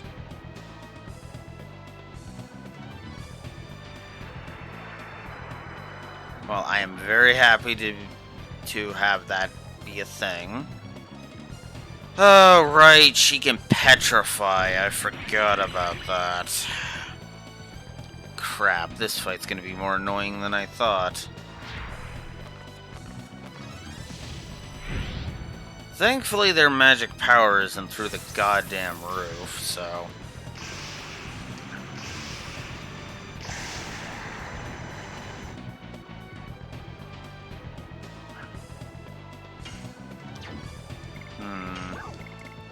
Alright, let's go Psych Bomb X.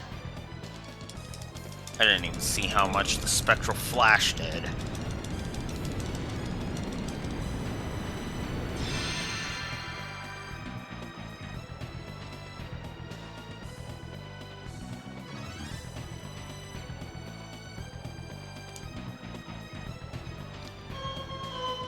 Oh, right. Oh, frick. Both of them went under confusion. Oh, and then here's the other gimmick. Now, she doesn't heal herself, so that's a thing. But I forgot to give a negative to confusion, therefore we're gonna give a negative to confusion. Because, yeah, this is a game where I absolutely gotta give a negative to confusion, because Jesus. Maru blocks, cool. Kongol tries to run. Maru smacks Kongol, which means they only have one more turn of confusion each.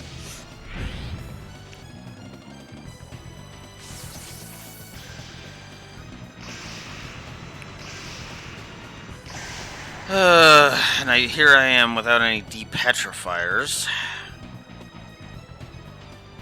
Oh, great.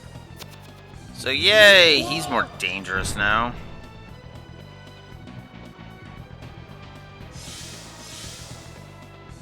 So Maru tried to run.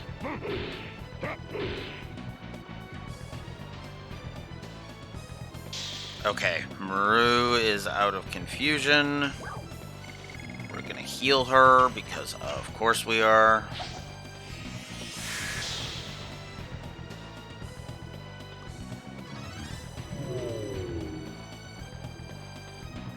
He didn't even get to attack. Did he just decide to shrink?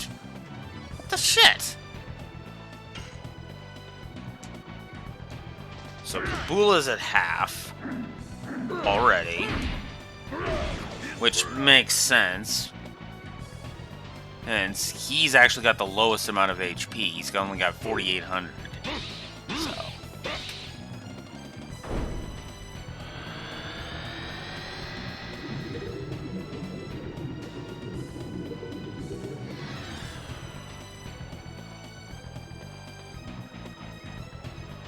I just want to get rid of him because he's little Mr. Instant Kill. We'll see if Rainbow Breath can get Dart up. That's what we'll do.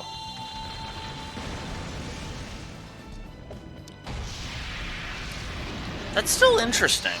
I mean, granted, that Neko that you that I ended up on your favorite streamers list, because I mean, it does make sense. You've been my most consistent viewer, so that's a thing.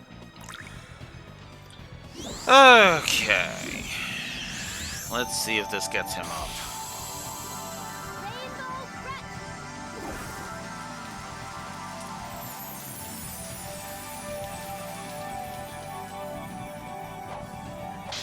It does. Sweet. Oh, that's good. That's good to know. Alright, let's see how much Blazing Dynamo will do.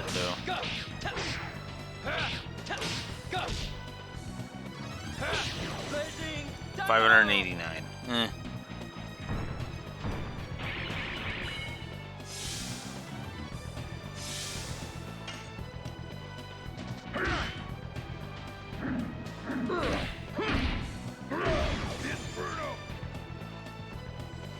Okay, I believe that's the end of him. This is why I went after him first, despite her being able to heal, by the way. Wait, you went after her? Piss off. Piss off. That is not cool.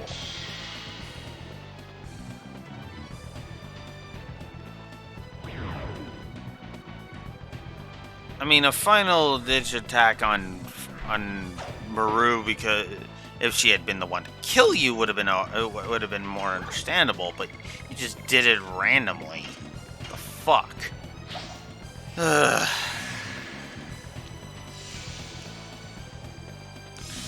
Alright.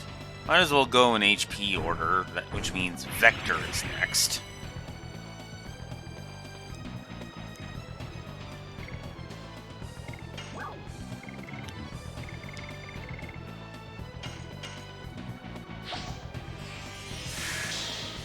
None of these guys particularly have that much HP, but still.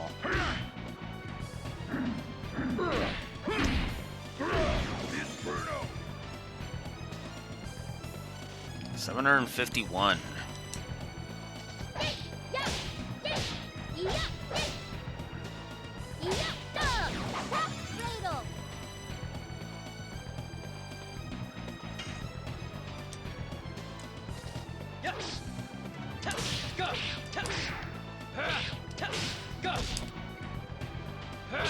Blazing Dynamo! 825. Yay, now he gets to grow again.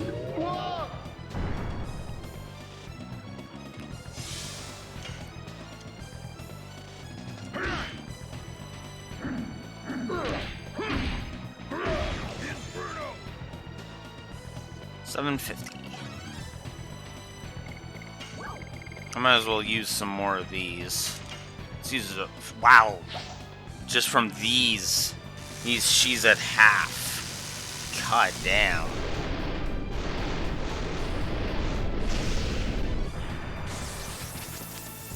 Yeah, this fight's not too much.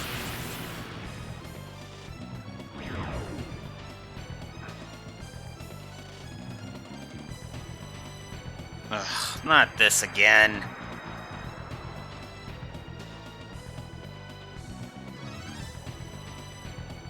Okay, it failed. Good, because I'd like Kongol to get in some more X, damn it.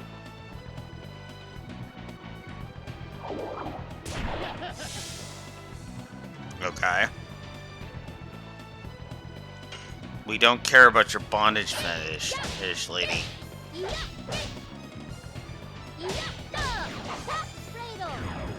There. And Maru, of all people, ended it. That's actually kind of funny. Although it makes sense, because Maru's did the most damage during that fight, so... Alright. Dart and Maru level up, which is nice. And there's Bone Crush.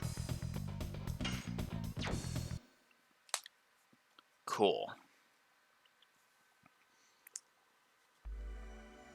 Master, hurry to the god. Rebels against Soa's will overcome me. The Signet Sphere's over there. Let's go.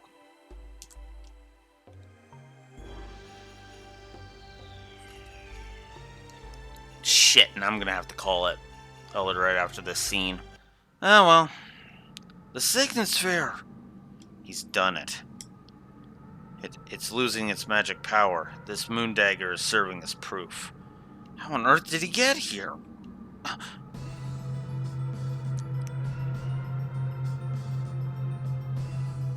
Now, the sky is one of my roads too. Father! Can you hear the movements of the god of destruction, as if a hymn to the new world? It sounds like an outcry of the world to me. With that, the outcry, Shauna will be reborn to the god who no longer knows you. Ah! She desires that too. She does not. You'll see when you meet her. But for Shauna, you are a mere object to be destroyed. Wait! He's not Zeeg. Then who is he? We will find that out in the city of the last Signet Sphere. I will in Mayfell.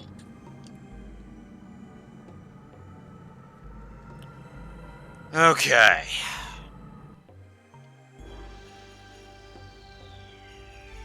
God, we can even get into encounters in the Great Court. That's ridiculous.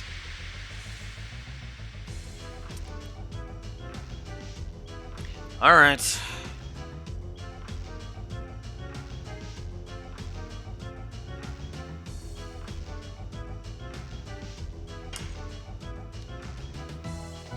Go! Go! Blazing Dynamo!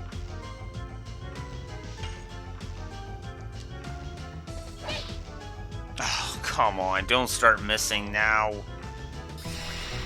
Oh, power up, really? Oh shit, I didn't change Kongol's addition yet. Whoops. Guess Kongol's just guarding then.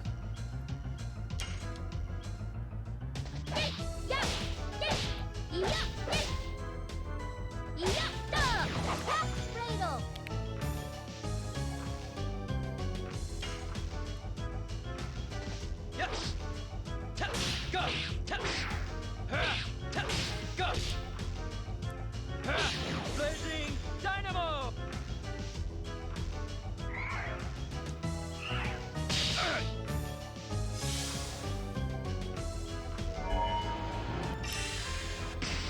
Yeah, the Death Dealers can do that.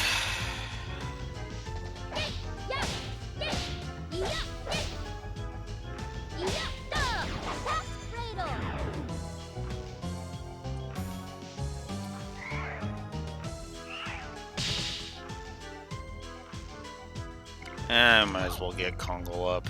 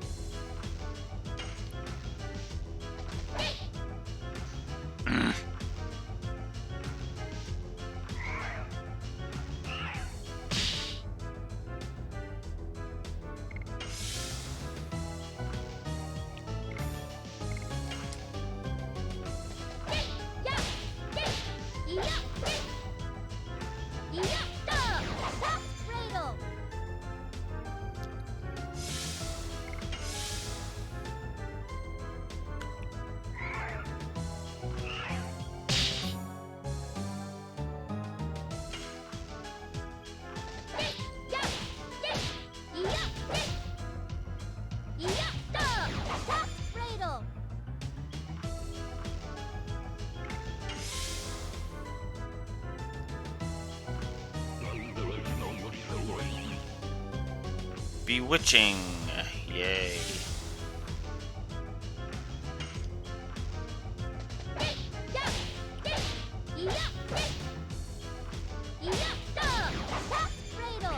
Alright. Had to get some cat's cradles in because I didn't manage to get any in during the frickin' boss fight.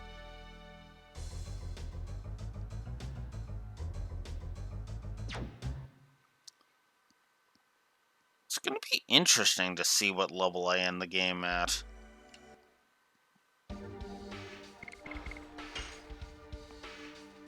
36. Nice. 59. One more cat's cradle, so she's at 21 more until it's done. Okay. There is one last thing I want to do before I...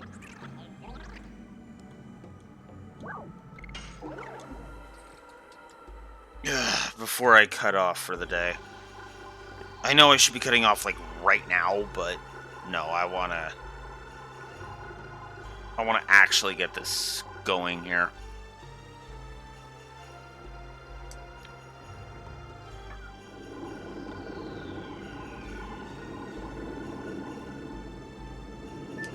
Okay, so, now that we've defeated the executioners, martial law is relaxed. Revision is required to move to Death City Mayfill.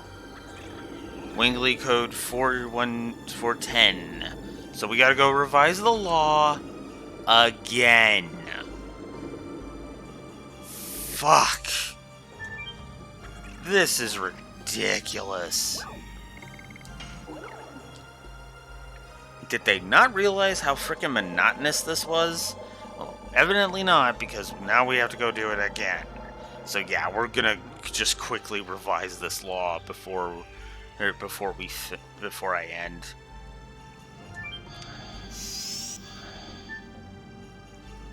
This is padding. Like, this is straight up padding. Hitting.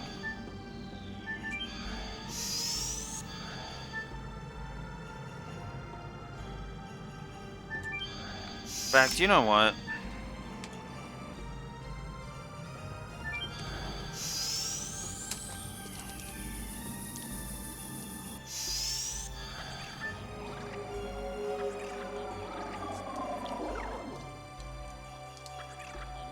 Ah, piss off.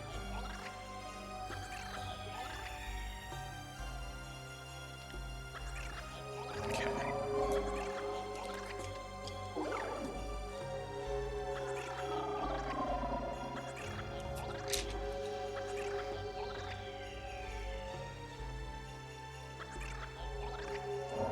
So. Another negative for this crap.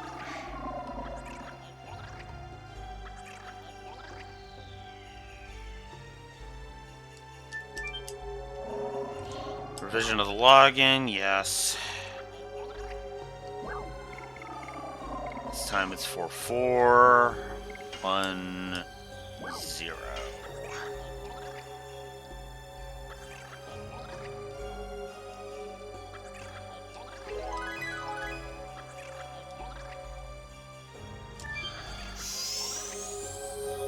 And then we have to go all the way back through here.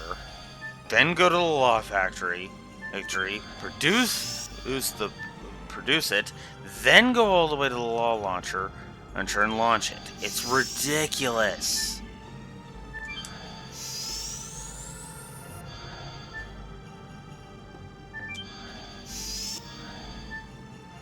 Never mind the fact that I'm on a freaking strict time limit for this, too.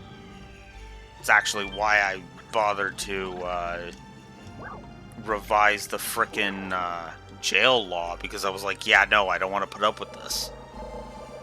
I put up with it once for the sake of A, showing it off, and B, getting rid of it, but that's it.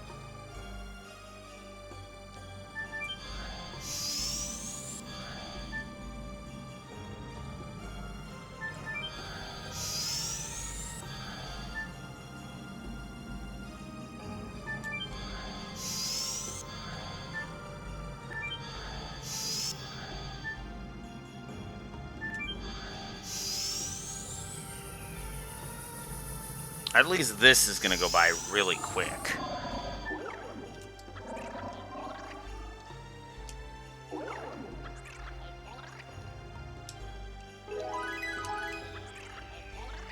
And they just have to put that stupid quota line in. And come on. This one says it, the frickin' launcher says it. It's like, oh my god. Ugh.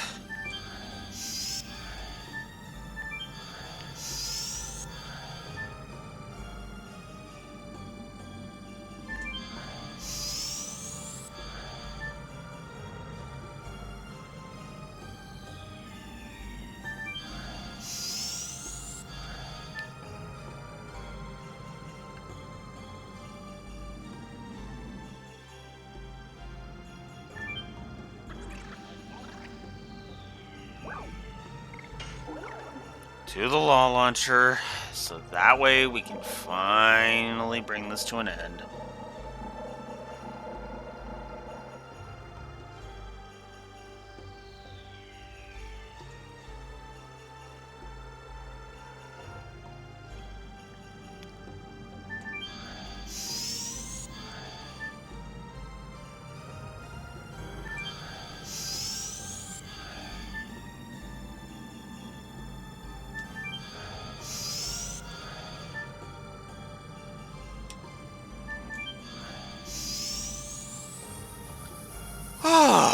Okay.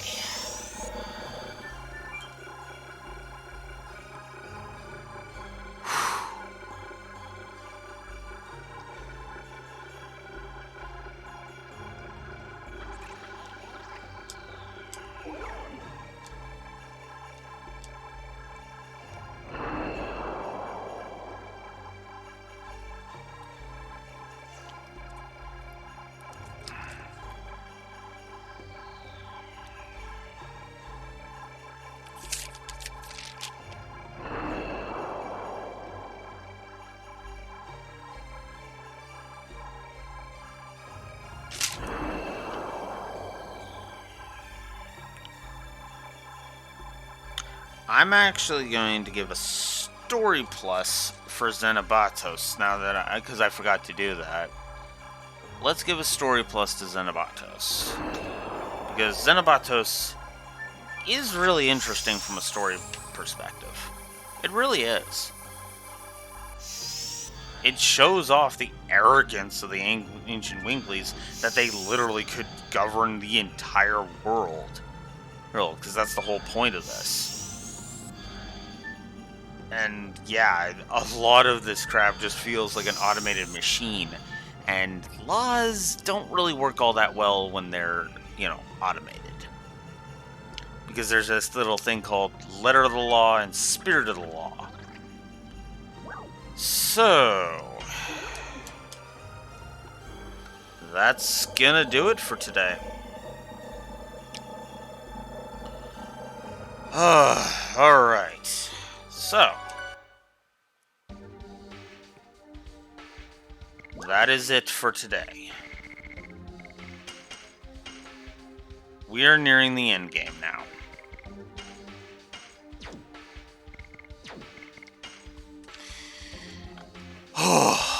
One more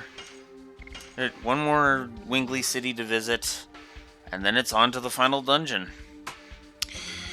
This has been an interesting ride, but it's starting to come towards its end. Tomorrow at 10 a.m. Central Standard Time, I will be back with either the last or the second last. More than likely the second last session, the penultimate session, A Legend of Dragoon. Until next time, Blue Wolf Alex of the Lore Walkers signing out. Have a good one.